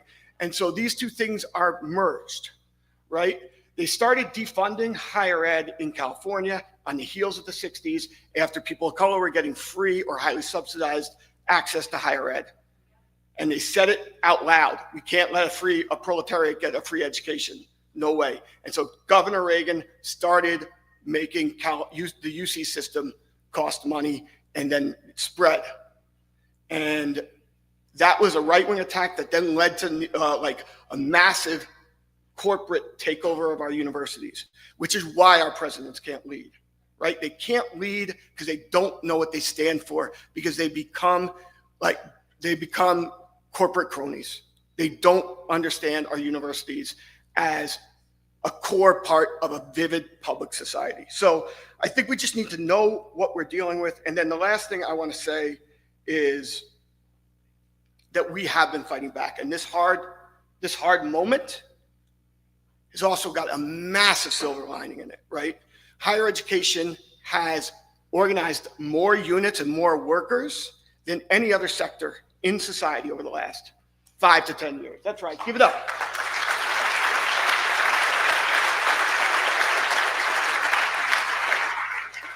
AFT is the fastest growing union in the country and has been for the last couple of years.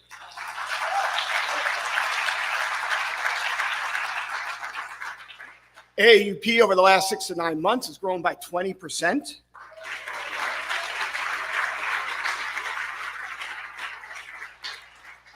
And a few years back, there was one of the most amazing strike waves in this country we've ever seen. And guess who led that strike wave? Higher ed. We were not a reflection of society. We were, for the first time, leading a fight back for the first time. And so I think we just need to remember what's possible. And so what we want to do now, and we only got 15 minutes left, but we're going to do it now, is come back to your tables. And look, we're not going to get this done in 15 minutes. We're not even going to get this done in the weekend, but we want to start to imagine this, right? Together. It's us here in this room, here this weekend, that are going to come up with the ideas and plans with our members, with our students, with our communities, that's going to create the movement we need to respond to the threats we face. It's us, only us. It's not going to happen in any other room. So it's got to start here. And so what we want you to do, we have prompts. Oh, I have to go forward? Sorry. Oh, there you go. What we want to do is have you, and this is only like theoretical, right? Because you're not sitting down with your brothers and sisters in your local or in your advocacy chapter and making a plan. But we have to start to think about what a plan could look like. And so we want you at your tables to start to have these discussions. And I'm going to tell you, AUP and AFT are going to come back to you based on what you've given us, which we're going to collect, and based on other discussions, and we're going to put out a plan before the summer ends about how we're fighting back. And we're going to do it. We're going to do it together. But we need your ideas. And so what we want you to think through together collectively in this 15 minutes, and then through this weekend is, one, what can you imagine your membership doing? We have to root it in the material realities of our membership, right? We can't, as leaders, get out in front of our membership. We can lead them, but we can't get out in front of them. It doesn't work. So what can you imagine your membership doing, and can you build around that? What would it look like? How do you engage with your students, with other workers on your campus? I'm making a quick edit. With your students, with other workers on your campus, and with community partners. And what do you need? And this is really, what do you need from us all? What do we all need? But also, how does nationals, AUP and AFT, help you be bigger and stronger? What can we offer? What can we collectively do to do that? So what we want you to do, and I know it's imperfect, and I know it's sort of abstract, is take these 15 minutes and just have these conversations. And then we'll have a 2-minute report out. We'll take it from there. What? Are we over? Wait, we're... Times. Oh, yeah. All right. It is what it is. We'll have more time this weekend. So take this time and start to help us imagine this, and then we're going to collect it. Somebody at each table, write down the ideas. So we need one person that's going to record for us. Please and thank you.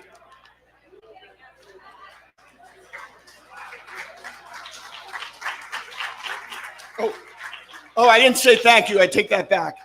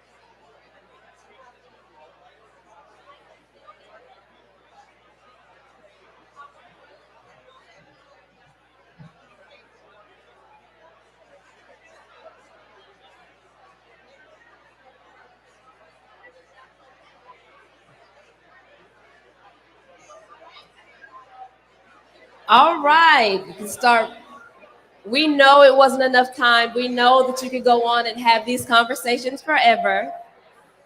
But we are going to try our best to keep everybody on schedule.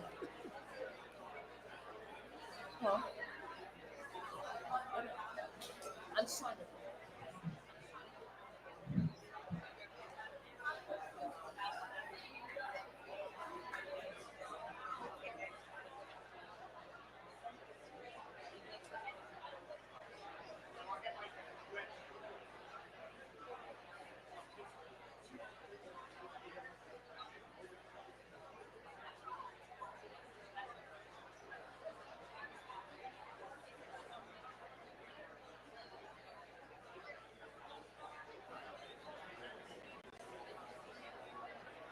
I hate to break up this party.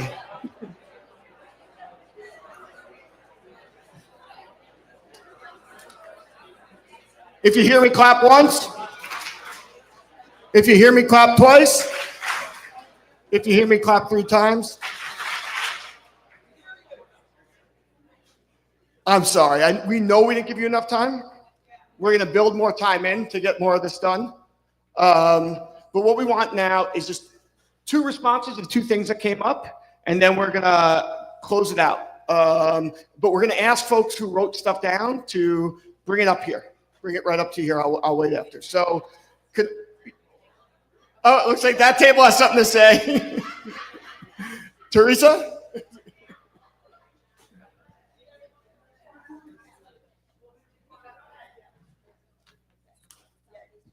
Good morning. If you're from any of the following states, please stand. Florida, Georgia, North Carolina, Louisiana, Tennessee. So, Texas in the house. Excellent. We are brothers and sisters in arms due to a new accreditation agency that Ron DeSantis wants to form in alignment with these states. North Carolina. No, I said North Carolina. South Carolina. Sorry. South Carolina. Stand. Please stand. And so I wanted this to be a visual because we were discussing the issue of this accreditation body. We know that everything that's happening started in Florida. So we're going to be charging or challenging AAUP, AFT to form a task force, a think tank, I don't know what you want to call it, so that we can combat the formation of this accreditation body and push it back from now. Thank you.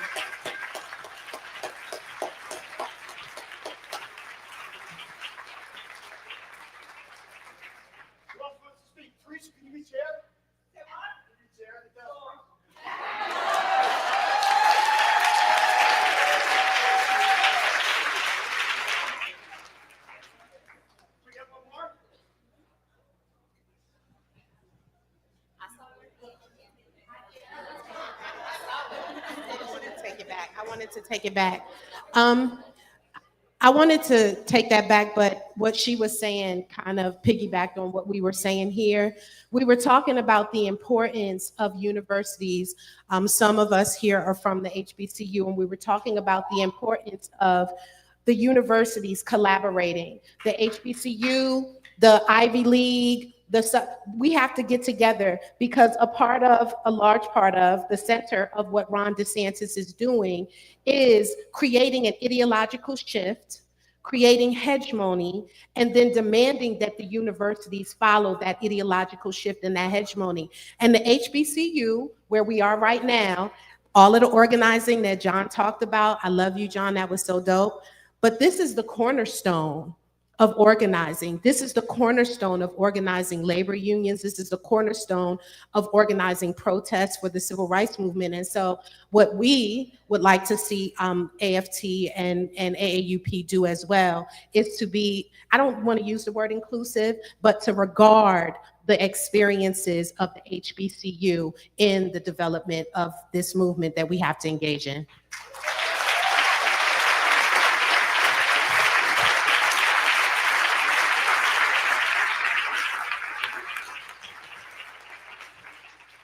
That's fantastic. Okay, so time's up, but please, we're going to take all of your thoughts, and particularly your asks, really seriously. Please bring them up here, and I have to pass it to Mia first. Hey everyone, quick announcement about a room change for the workshops today, and then we'll proceed to a comradeship break. For the workshops that were scheduled in the science building on the Spelman College campus, because of a tech issue, we are going to move those to the Cosby building, room lower level 32. So all sessions that are at Spelman College for today will be in the Cosby building, either lower level 31 or lower level 32. Ultimately, this isn't a terrible thing because it'll be a shorter walk, so that'll be great.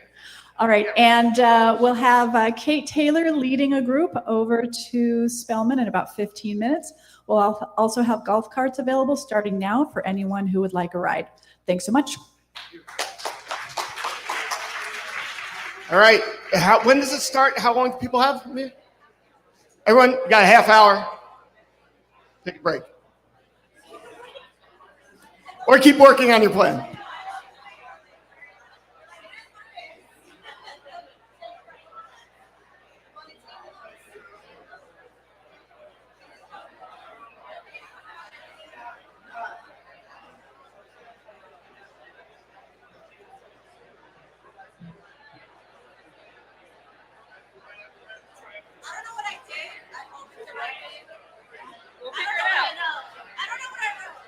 Okay, we'll figure it out.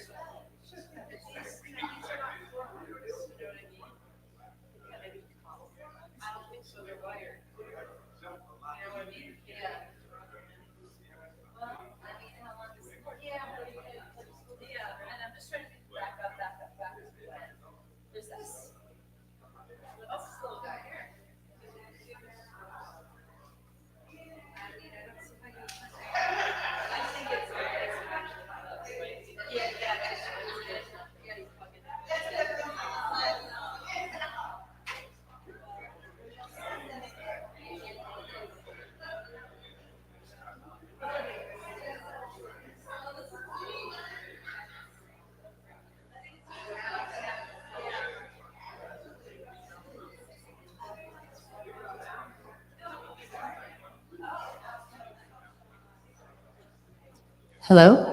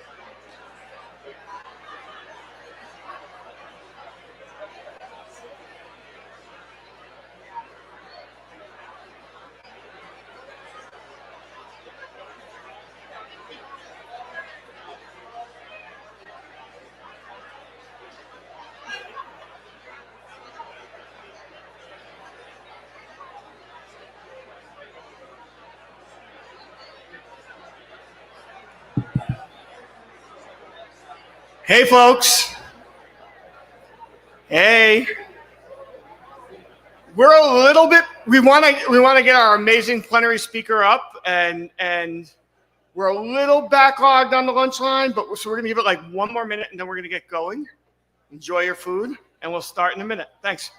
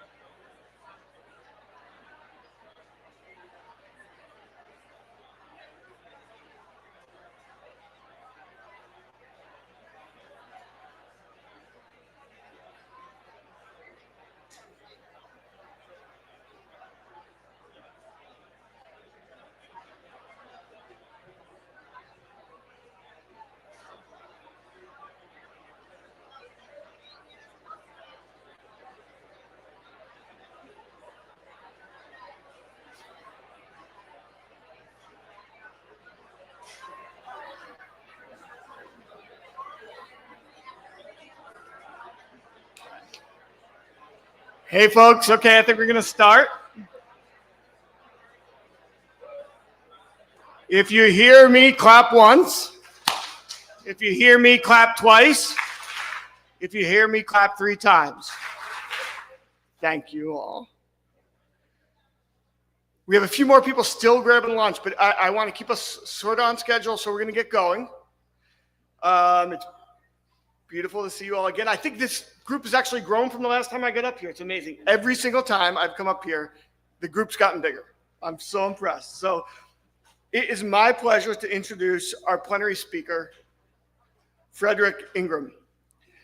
Fed is Secretary-Treasurer of the AFT, serving 1.8 million members, including pre-K through 12th grade teachers, paraprofessionals, and other school-related personnel, higher education faculty and professional staff, federal, state, and local government employees and nurses, and other healthcare professionals. Ingram is the immediate past president of the 140,000 member Florida Education Association. And I have to say that his predecessor, Andrew Spar, went to the same school I went to, which had about 100 kids in its class, amazingly. But after that, Fred served as AFT's AFT's executive council and AFT's vice president for 6 years, from 2014 to 2020, before being elected as AFT's secretary-treasurer. Since becoming secretary-treasurer in 2020, Ingram has amplified the voices of AFT members nationwide, particularly on education, labor, and racial justice. In 2022, Ingram was elected to serve as a trustee on the board of the NAACP Foundation.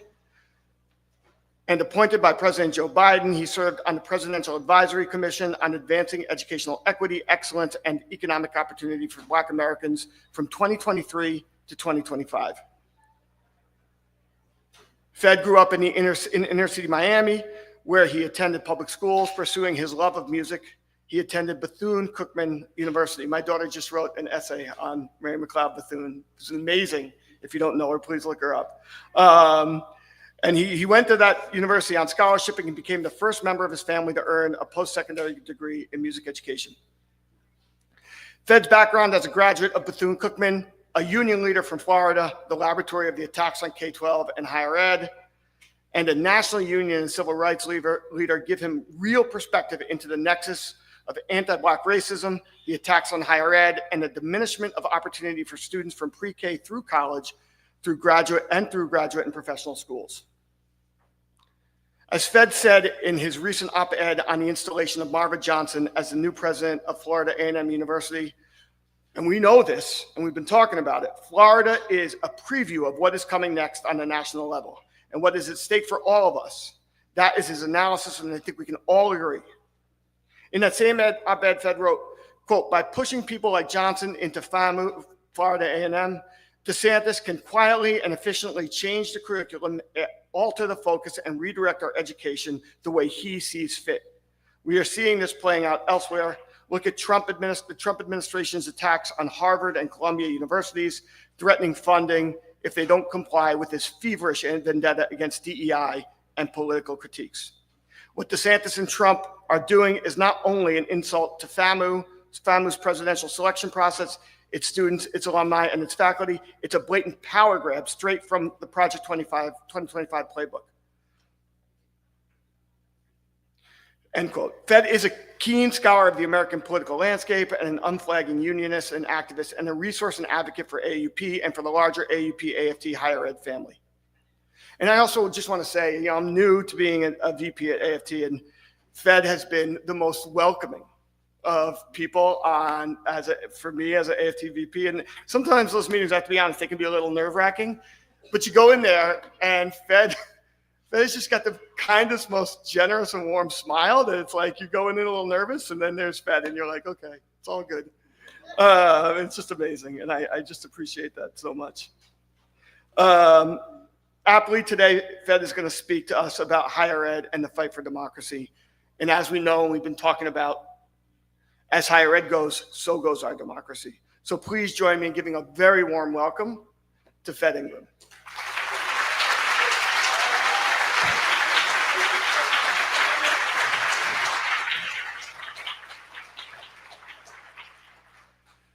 Good afternoon, everybody. We are going to win. We are going to win this fight. We are going to win this fight. I start every speech by acknowledging the fact that we are on a journey to win. We are on a journey for academic success. We are on a journey to save our democracy and move the agenda of democracy forward. I remember this, and I saw it on a shirt around here. It says, power concedes nothing without a demand.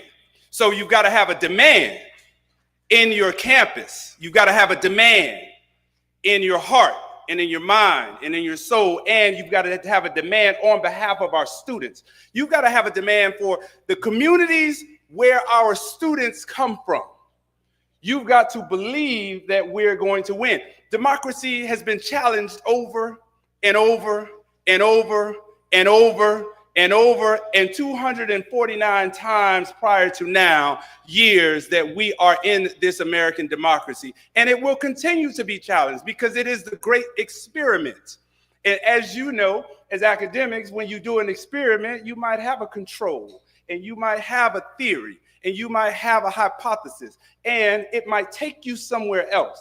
But you don't give up on your original theory. You don't give up on your value system. You don't give up on the thing that you thought was going to happen.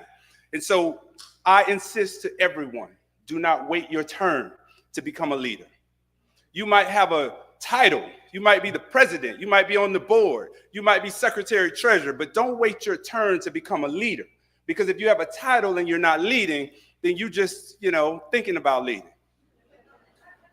Don't shrink your vision. No matter what president comes in, or board of governors, or governor, or some local person who thinks they know how to teach better than you do because they have sat somewhere and they have never done a lecture, they have never done research, they have never had to deal with our young people. Don't shrink the vision of academic excellence. Don't live in the shadows of a presidency, the shadows of a government that is going to attack us and attack us and attack us. There's a reason that they are attacking us. And we all know what that reason is for. We could say a million different things, and we got a bunch of academic minds in here, but there's one word that sticks out, and that's power. That's power. That is more power or the lack thereof. And so if we have the lack thereof, then they have more of it. And so we cannot concede, because power concedes nothing without a what? Good afternoon, everybody. I came by, first of all, let me get my technical issues out of the way. I want to say to Todd, thank you, sir. Thank you for your leadership. Thank you for your guidance and your friendship. When we get to executive council, he speaks truth to power. And mentioning my executive council, I think I saw James on our executive council. Good to see you. Got to say hello to the bosses, okay? And thank you, James, for being here. Is there anybody else on our executive council who is here? I think that's who I saw here. We have 42 presidents from around the country who help guide the vision of AFT.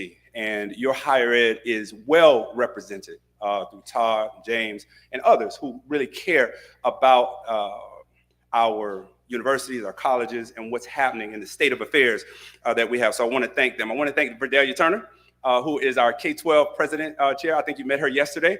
Verdelia has been a stalwart here in this great state that has gone through some ups and downs. And I want to thank you for hanging in there. In terms of K-12, I bring that up because those are your students. So goes K-12, so goes colleges and universities. And you all feel the ill effects of what happens in K-12, and you feel the positive forces of what happens in K-12. You know that many of our students have to go through remedial courses because of the lack thereof that's happening in K-12. And so if they don't get what they need, then you don't get what you need, and then we start to snowball into academic failure as opposed to academic success. So we are tied at the hip uniquely. I want to also extend my thanks and congratulations to Julie Smith and the entire AFT team. We got AFT staff all around here. Would y'all stand up? AFT staff, just stand up if you're in here. AFT staff, stand up, stand up, stand up, stand up. I saw some AFT staff somewhere. So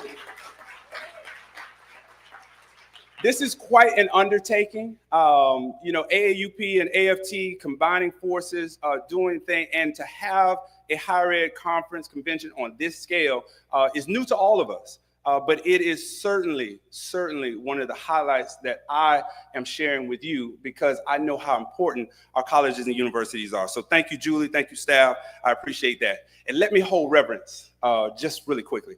I am uniquely proud to be on the campus of Morehouse College.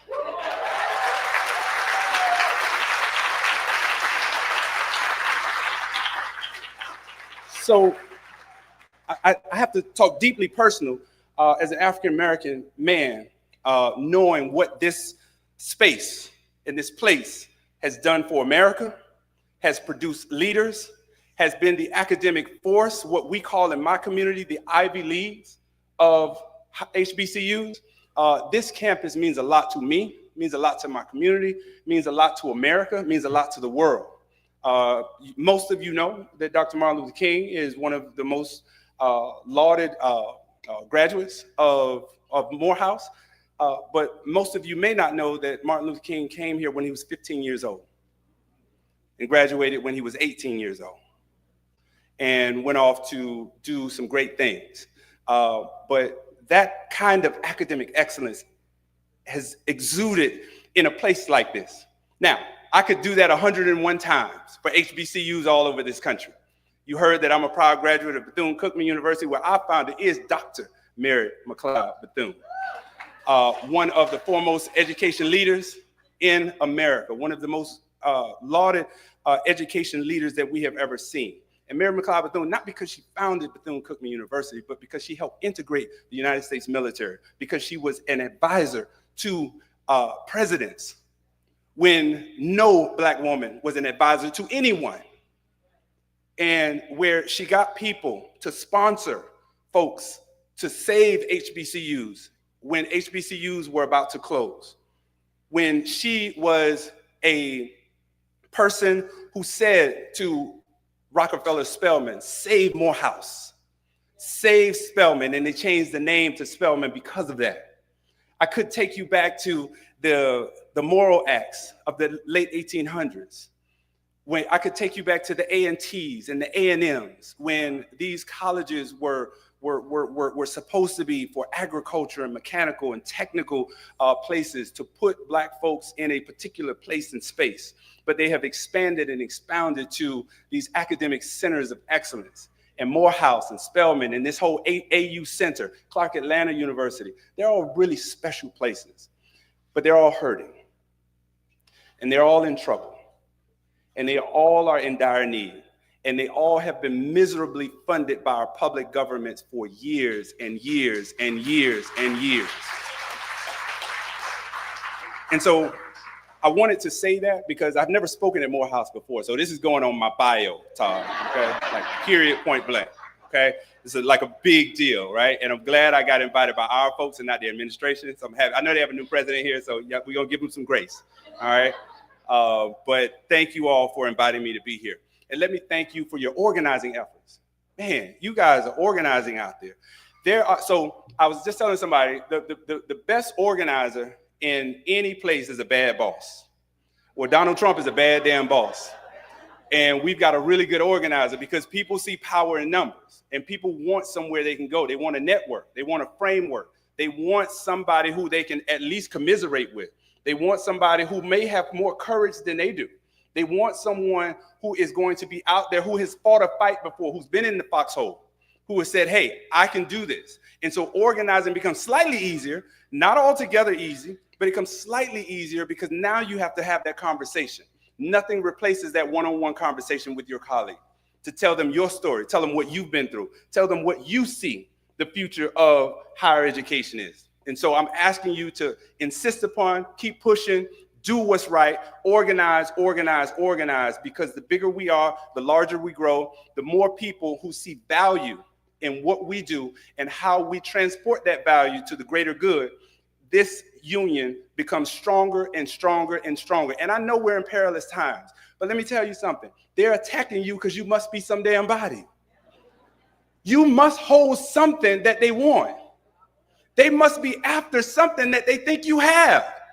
Why would they turn their energy squarely upon higher education and colleges and universities? When did the people in the lecture hall become the enemy? Except for the kid in the last row. Listen, they have turned squarely to you, to each and every one. I'm gonna tell you how I know this, because I'm from Florida, y'all. I don't normally say y'all in front of a group of educators, right? But y'all in the deep south, so we say y'all around here, okay? So y'all excuse my southern vernacular. In Florida, we are the incubators of all things gone wrong. Of all things going wrong. Listen, that's my Florida lady over there. She knows. Listen, it has been a wild ride in Florida. Wild ride. My entire teaching career, I have had to fight and fight and fight. I have never seen the light of day where we've had a good governor, a decent governor, or somebody who's given us a break. Just give us a break. Just let me do my job. If you can just let me do it, even if you can't give me anything, just leave me the hell alone. That's really what I want. If you leave me alone with time with my students, I can create magic. I knew that from the time I was in School of Education. I knew that if you give me the time and space, give me some resources, I could do something with the young people that were in my charge. But you continue to put impediments in my way and say that I'm the problem. You continue to under-resource me and underfund me and say that I'm the problem. You continue to take away my academic freedom and say we're supposed to create minds that think out of the box. But I'm supposed to teach what you tell me to teach and how you tell me to teach and when you tell me to teach it.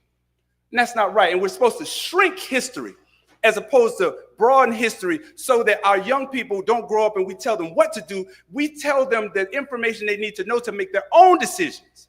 Because that's what we do as parents. Let me just take my parent hat on for a second. I have a 26-year-old and 25-year-old. The only thing I can tell those young people is hello and goodbye. I'm their dad in name only. That's it. Because what does a 25 or 26-year-old know? They think they know what? Everything. We know they don't know a damn thing. Now, I lace that with, I have one of those kids in medical school at UCLA. She's super smart.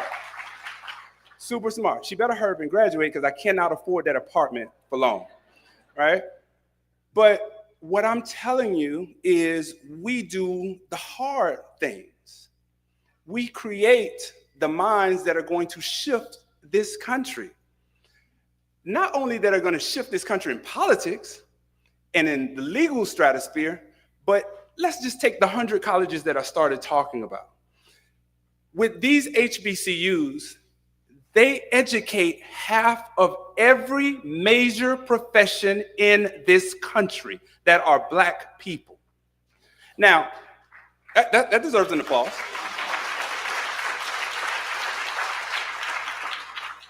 But it also deserves an eyebrow raise, because for far too long, we have had to have been dismissive of certain individuals that come from certain places, that come from certain backgrounds. And so as we seek to broaden the scope of higher education, we seek to bring down the cost of higher education, we seek to move people into tenured positions so that they can be research analysts, so that they can be the creative instructors that we know that they can be, so that they don't have to worry about so many things that are happening in higher ed, so that they can concentrate and focus on the students that are in their charge. We have people that are seeking to make us adjuncts and part-timers and dual employees, some coming from this place and that place. And again, the curriculum is most important. What we are teaching and what we are allowed to teach is going to change the focus of this country. It is either going to move us forward or set us back years. And so that's why this conference is important to me, because you all are at the breadbasket of the academic super centers of who we're going to be. You take care of our best and brightest. These are the folks that we have hung our crown on for years, these young people. And it has always been an evolution of our colleges and universities. And now we've got dimwits in the White House who say, I know that's not an academic word, but we've got these folks in the White House and the administration said, no, we're not going to only allow certain things to be taught. Now we're going to allow certain people to enter these schools. And we're kidnapping students. I want you to hear that word again. We are kidnapping people. Our colleagues are being kidnapped and taking off to some place where we don't. That is not democracy, and that ought to be the scariest thing to all of us, because it may not be you today, but I promise you they will be back for you tomorrow. Their fight, immigrant fights, it is our fight today. They are taking good people who are a credit to this society and banishing these folks to some desolate place where they know nothing about. Yes, we have an immigration problem. Let's agree. Yes, we need to clean up our borders. Yes, we need to deal with all of these things. Yes, the law needs to be changed. But there is a humanitarian way to do that. And what we're doing in the American democracy that's supposed to be the crown jewel of the world is dead ass wrong.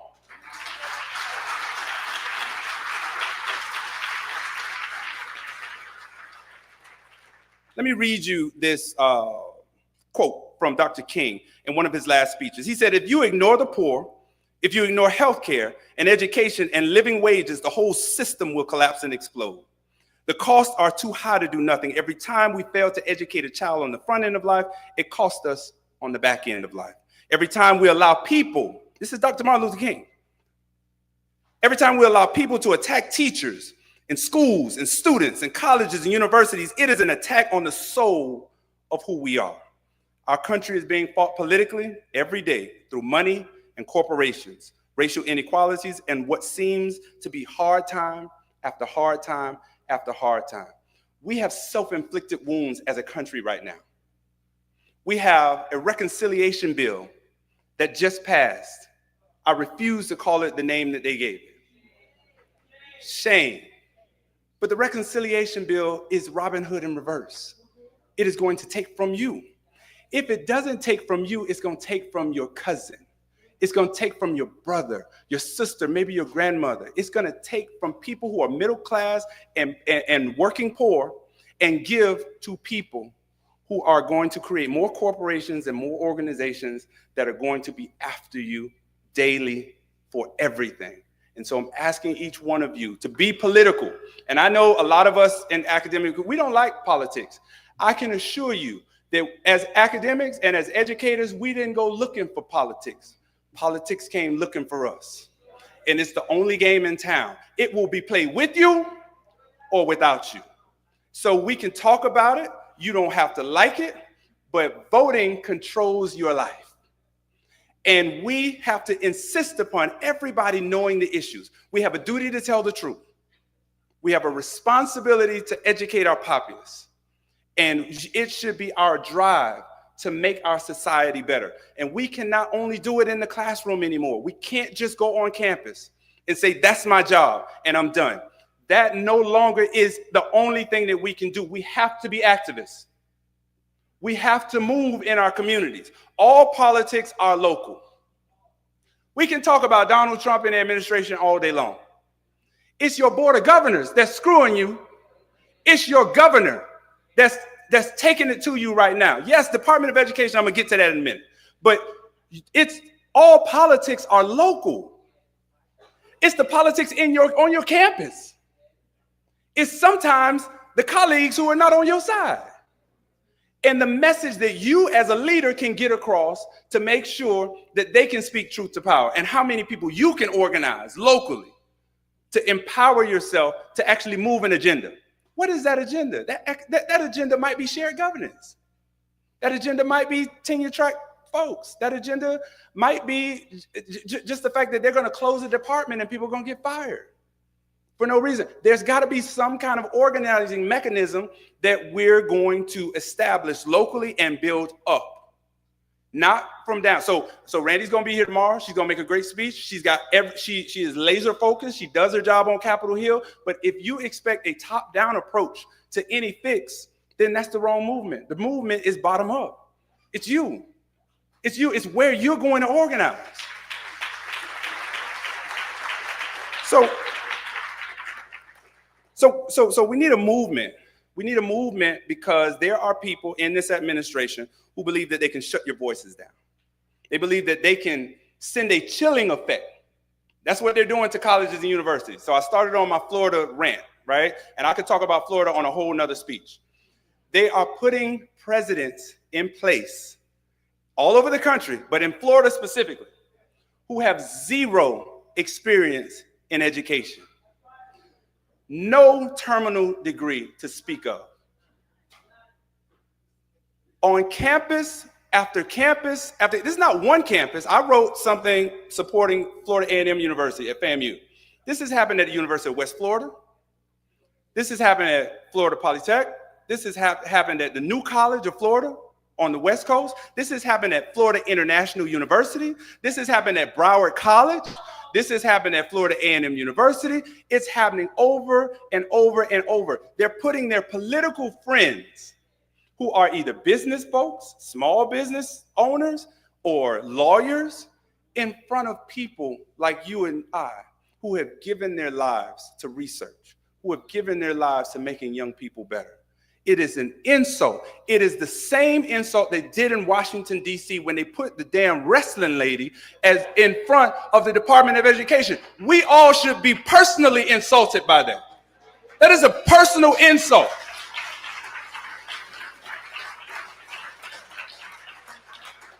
I don't know her, don't need to know her, don't want to know her. This is not personal, but I do know that this young lady barely graduated from college. I do know that she has zero inclination on making education better. I do know that she has never been in front of a university, anything on campus to speak with authority about anything that deals with academics. She doesn't know best practices. She doesn't know good policy. She doesn't know what the word pedagogy. She thinks that we are A1 teachers as opposed to AI.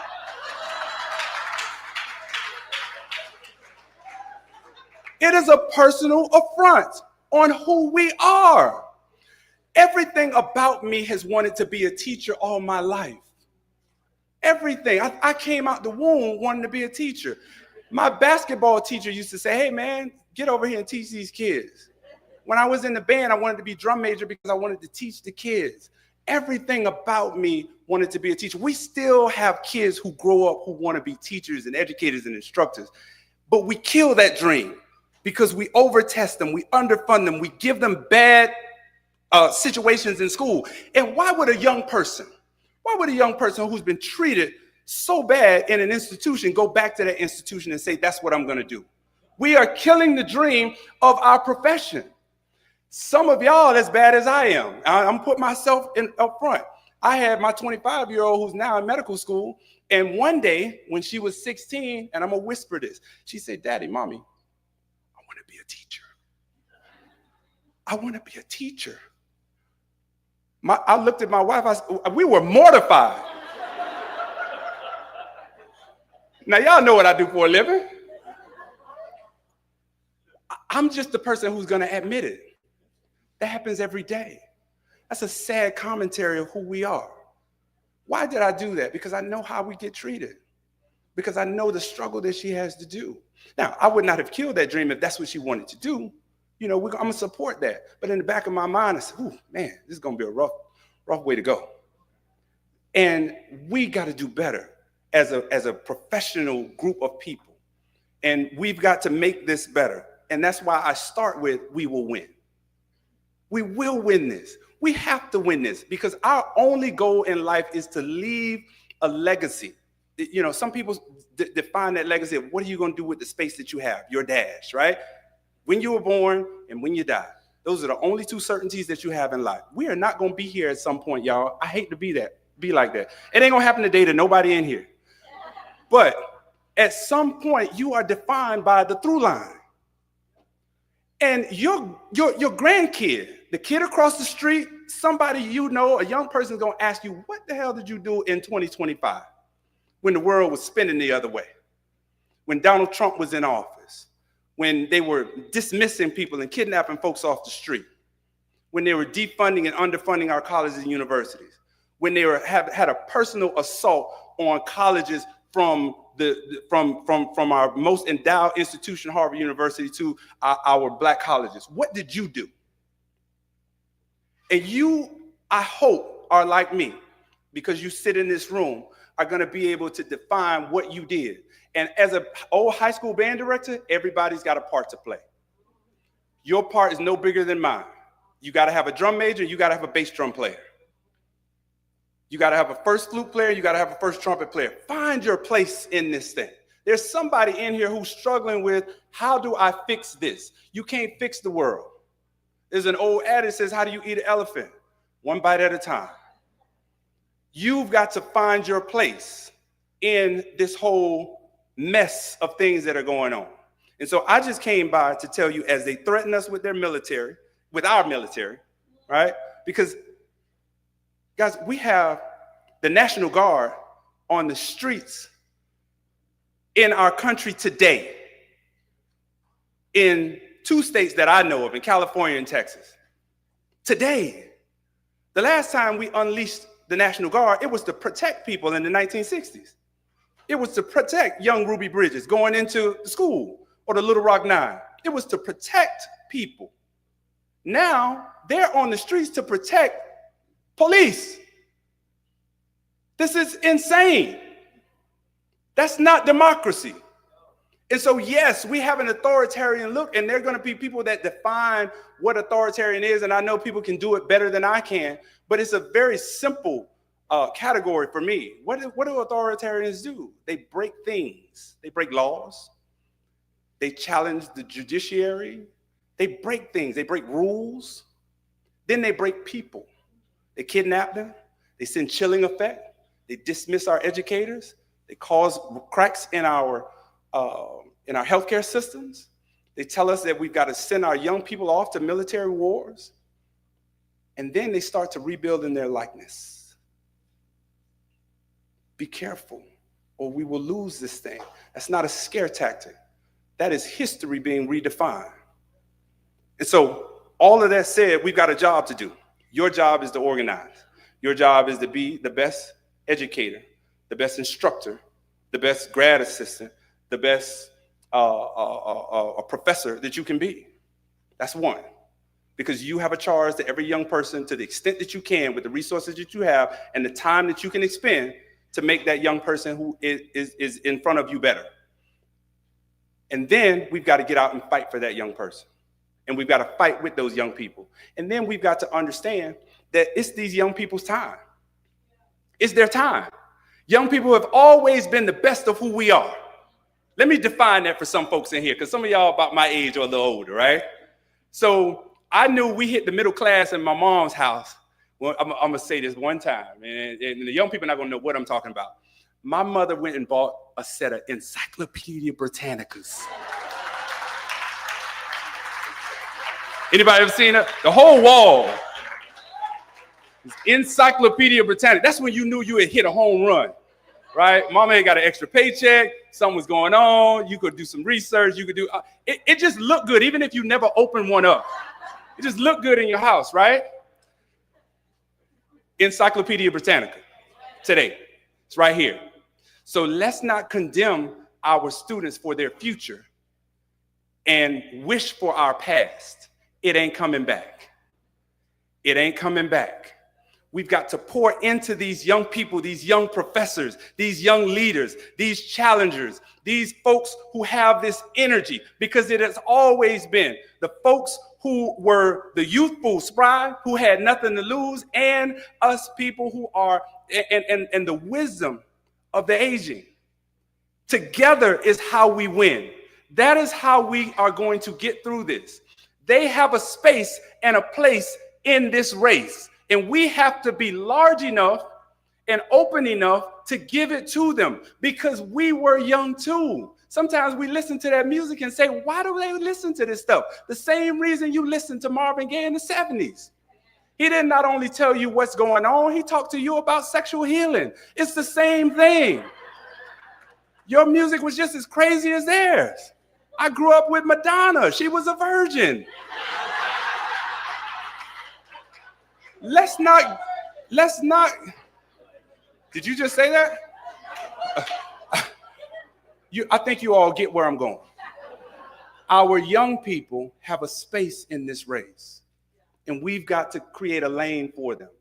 And so we're gonna win this fight. AFT, AAUP, we gotta stick together. I wanna get all into the issues. I just wanted to give you a little bit of a pep on the back, not like administrators and give you a pat on the head. We need a push. We don't need to be, don't give me an apple, give me some benefits. Don't give me a thank you, let me get a good paycheck. And tell your members and tell your non-members, if you won't read history, if you won't read the newspaper, read your damn paycheck. Because somebody is doing something to you in the name of politics. And if you really understood it, you wouldn't like it. Thank y'all very much. Peace and power, everybody.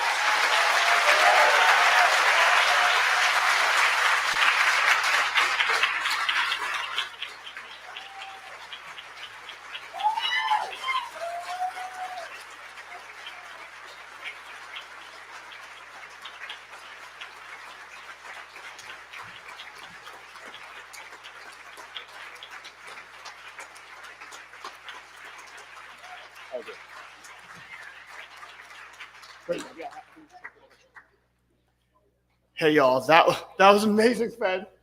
Look at that. All right, we're a little crunch for time. So what we're gonna do, we have the HBCU and Scholars of Color roundtable discussion, which is supposed to start in 2 minutes. But there's a 30-minute break at the back end, so I'm hoping we could start that 5 minutes late and run 5 minutes into that next break. And that's not here, that's at the MLK Chapel, which is right around the corner. So what we're gonna do is, that was amazing, but we just want to I'm gonna take 2 quick questions for Fed, just 2. I'm gonna bound them up, let Fed respond to them, and then I'm gonna ask everyone to get up and let's get over to the chapel and let's hear that amazing roundtable that we're really excited to hear, which is gonna be a really important continuation of this discussion. So let me get 2 questions for Fed. Back there, please go ahead. Yeah, you don't. Go ahead. Yeah. First question, how many people under 30 are in the room? Under 30? Okay. So some of the comments that were made, I would love to see more intentional and active effort to uplift these young people who have the energy, who don't have dependents, and also are not going to buy a house at 27 in these spaces. I love everything about this. I just had to go take a couple of deep breaths because the 25, 26-year-olds not doing anything comment is really unsettling. And someone who's taking time to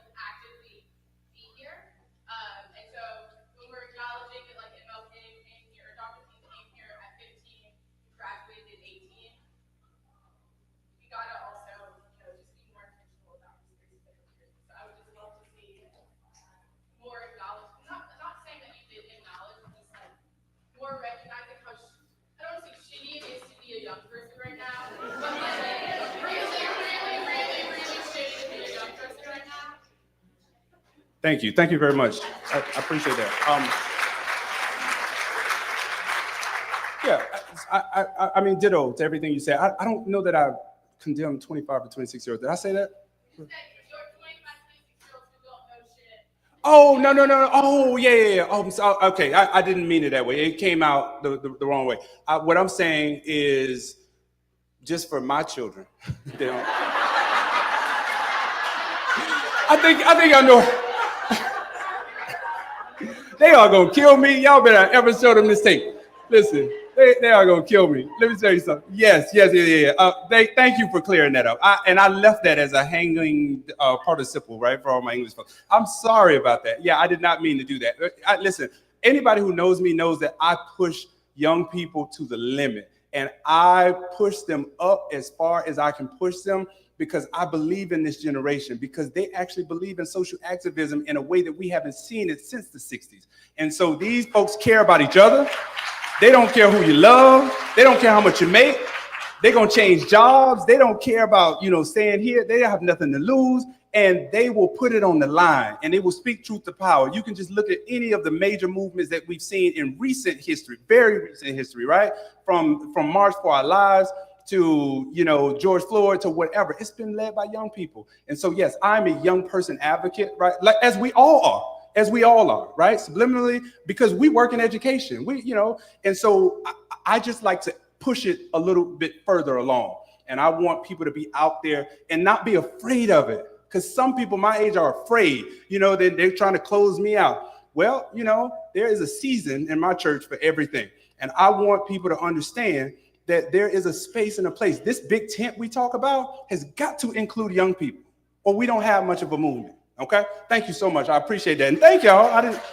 You helped me. I'm gonna read my notes the next time. Anybody else? Oh, there you go.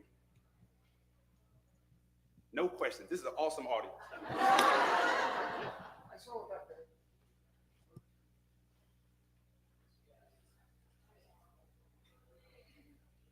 Who was it? I don't see a hand. Oh, sure. Oh, yikes, sorry about that. Hi. Hey. You mentioned a lot of leadership that does not have academic experience, people that don't know the word pedagogy.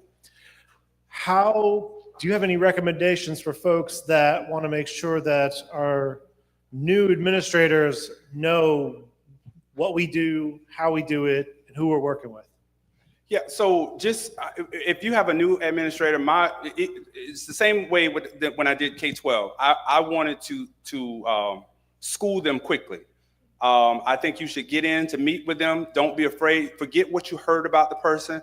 They're in that spot for whatever reason. Sometimes it's political appointment. Sometimes it's personal ambition. Sometimes it's just being in the right place at the right time. Sometimes it's just knowing the right person. And that withstanding, I don't kind of respect certain moves that are happening. But you as a union leader have to get in there and work with whomever it is. And so I always believe that it's important to open a conversation, to have an open mind, to make sure that they know where you stand as an organization, where your members stand as an organization, have your demands ready, and use that word demands, because we demand for this to be a place of open educational excellence. And don't be afraid to put your values first. Your values should be all about taking care of the students. But in the same breath that you take care of students, you've got to take care of the people who take care of the students. The classroom is 50-50 deal here. The campus is a 50-50 deal here. Yes, this belongs to the students. Yes, we're by, for, and about them. But we as an instructor have a place, and we have earned the right, 1, to be here, 2, the credibility, 3, the representation, and then 4, we're going to move in the right direction if you have a decent value system that we can hook our teeth into and move forward. And sometimes it's hard because it's all, it's not all. A lot of it is political. It's so politically done right now. They are politicizing every single thing, the appointments, the agenda, the decisions. Everything comes with a political arm of I owe this person, or I'm doing this for this person, or this company needs us to do this. And so we've got to learn how to play in those spaces. We've got to be strategic about what we do, and we've got to insist that things are done right. And as a union, as an organization, we got to continue to push. And sometimes that's hard, especially when you are the eye of the bullseye. And all of you right now are the eye of the bullseye. I'm not sugarcoating that. Next year is going to be harder than this year. The year after that's probably going to be a little bit harder, but there is going to be light at the end of the tunnel. We are going to win this fight. There are over 3,000 collegiate campuses all across this country. We're going to win this fight. We got young people on our side. We got families, hopes, and dreams on our side. We got healthcare on our side. We've got the military on our side. People, everything that we do as a country is housed in what we do, in our classrooms, in our halls, in our spaces where we do our lectures. This is our fight to have. And I'm happy about it, because this is our space in history that we're going to redefine who we are as unions. People care. Poll after poll after poll says they care about unions. They care about unity. They care about solidarity in a way that they have not cared in over 60 to 70 years. Our numbers are through the roof. And so we've got to capitalize on that as an organization and move everything forward. And we cannot be afraid. It is easy to back down and be afraid and shrink and go back and step down. But you can't step back. You got to step up and step out and speak truth to power. And sometimes that's going to hurt, but that's okay. When I go to the gym and I want to get skinny, I got to hurt first. But there's light at the end of the tunnel. So I hope I answered your question. Thank you.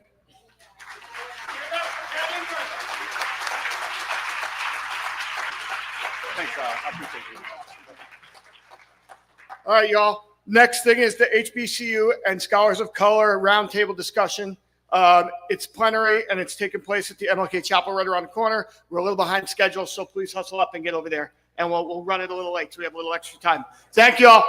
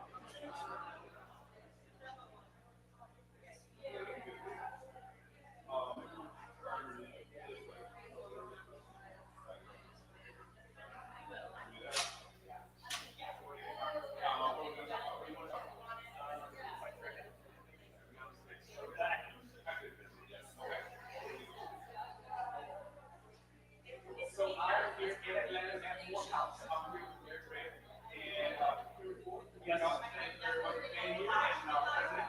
They're here before. So tell me a little bit about one of the issues that seems to be resounding.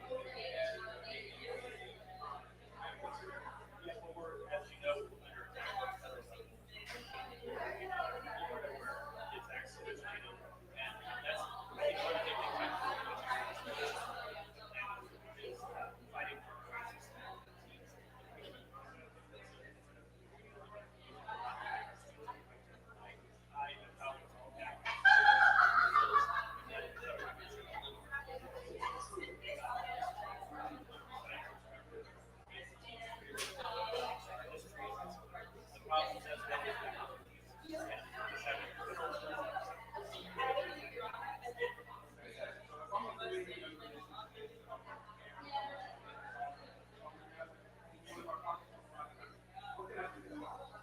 You can support, if you have kids in college, find out what they're doing.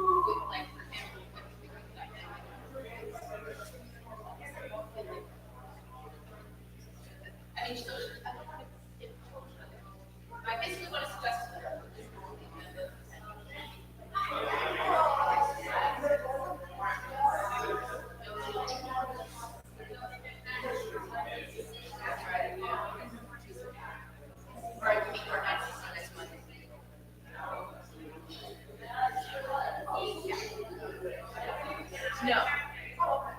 No, I just, I need to try it. That's true, that's true, you're right. I needed to follow up on something else. If anyone in here would like to be in a group picture, you should come with me now. Or else you will not go over to the chapel.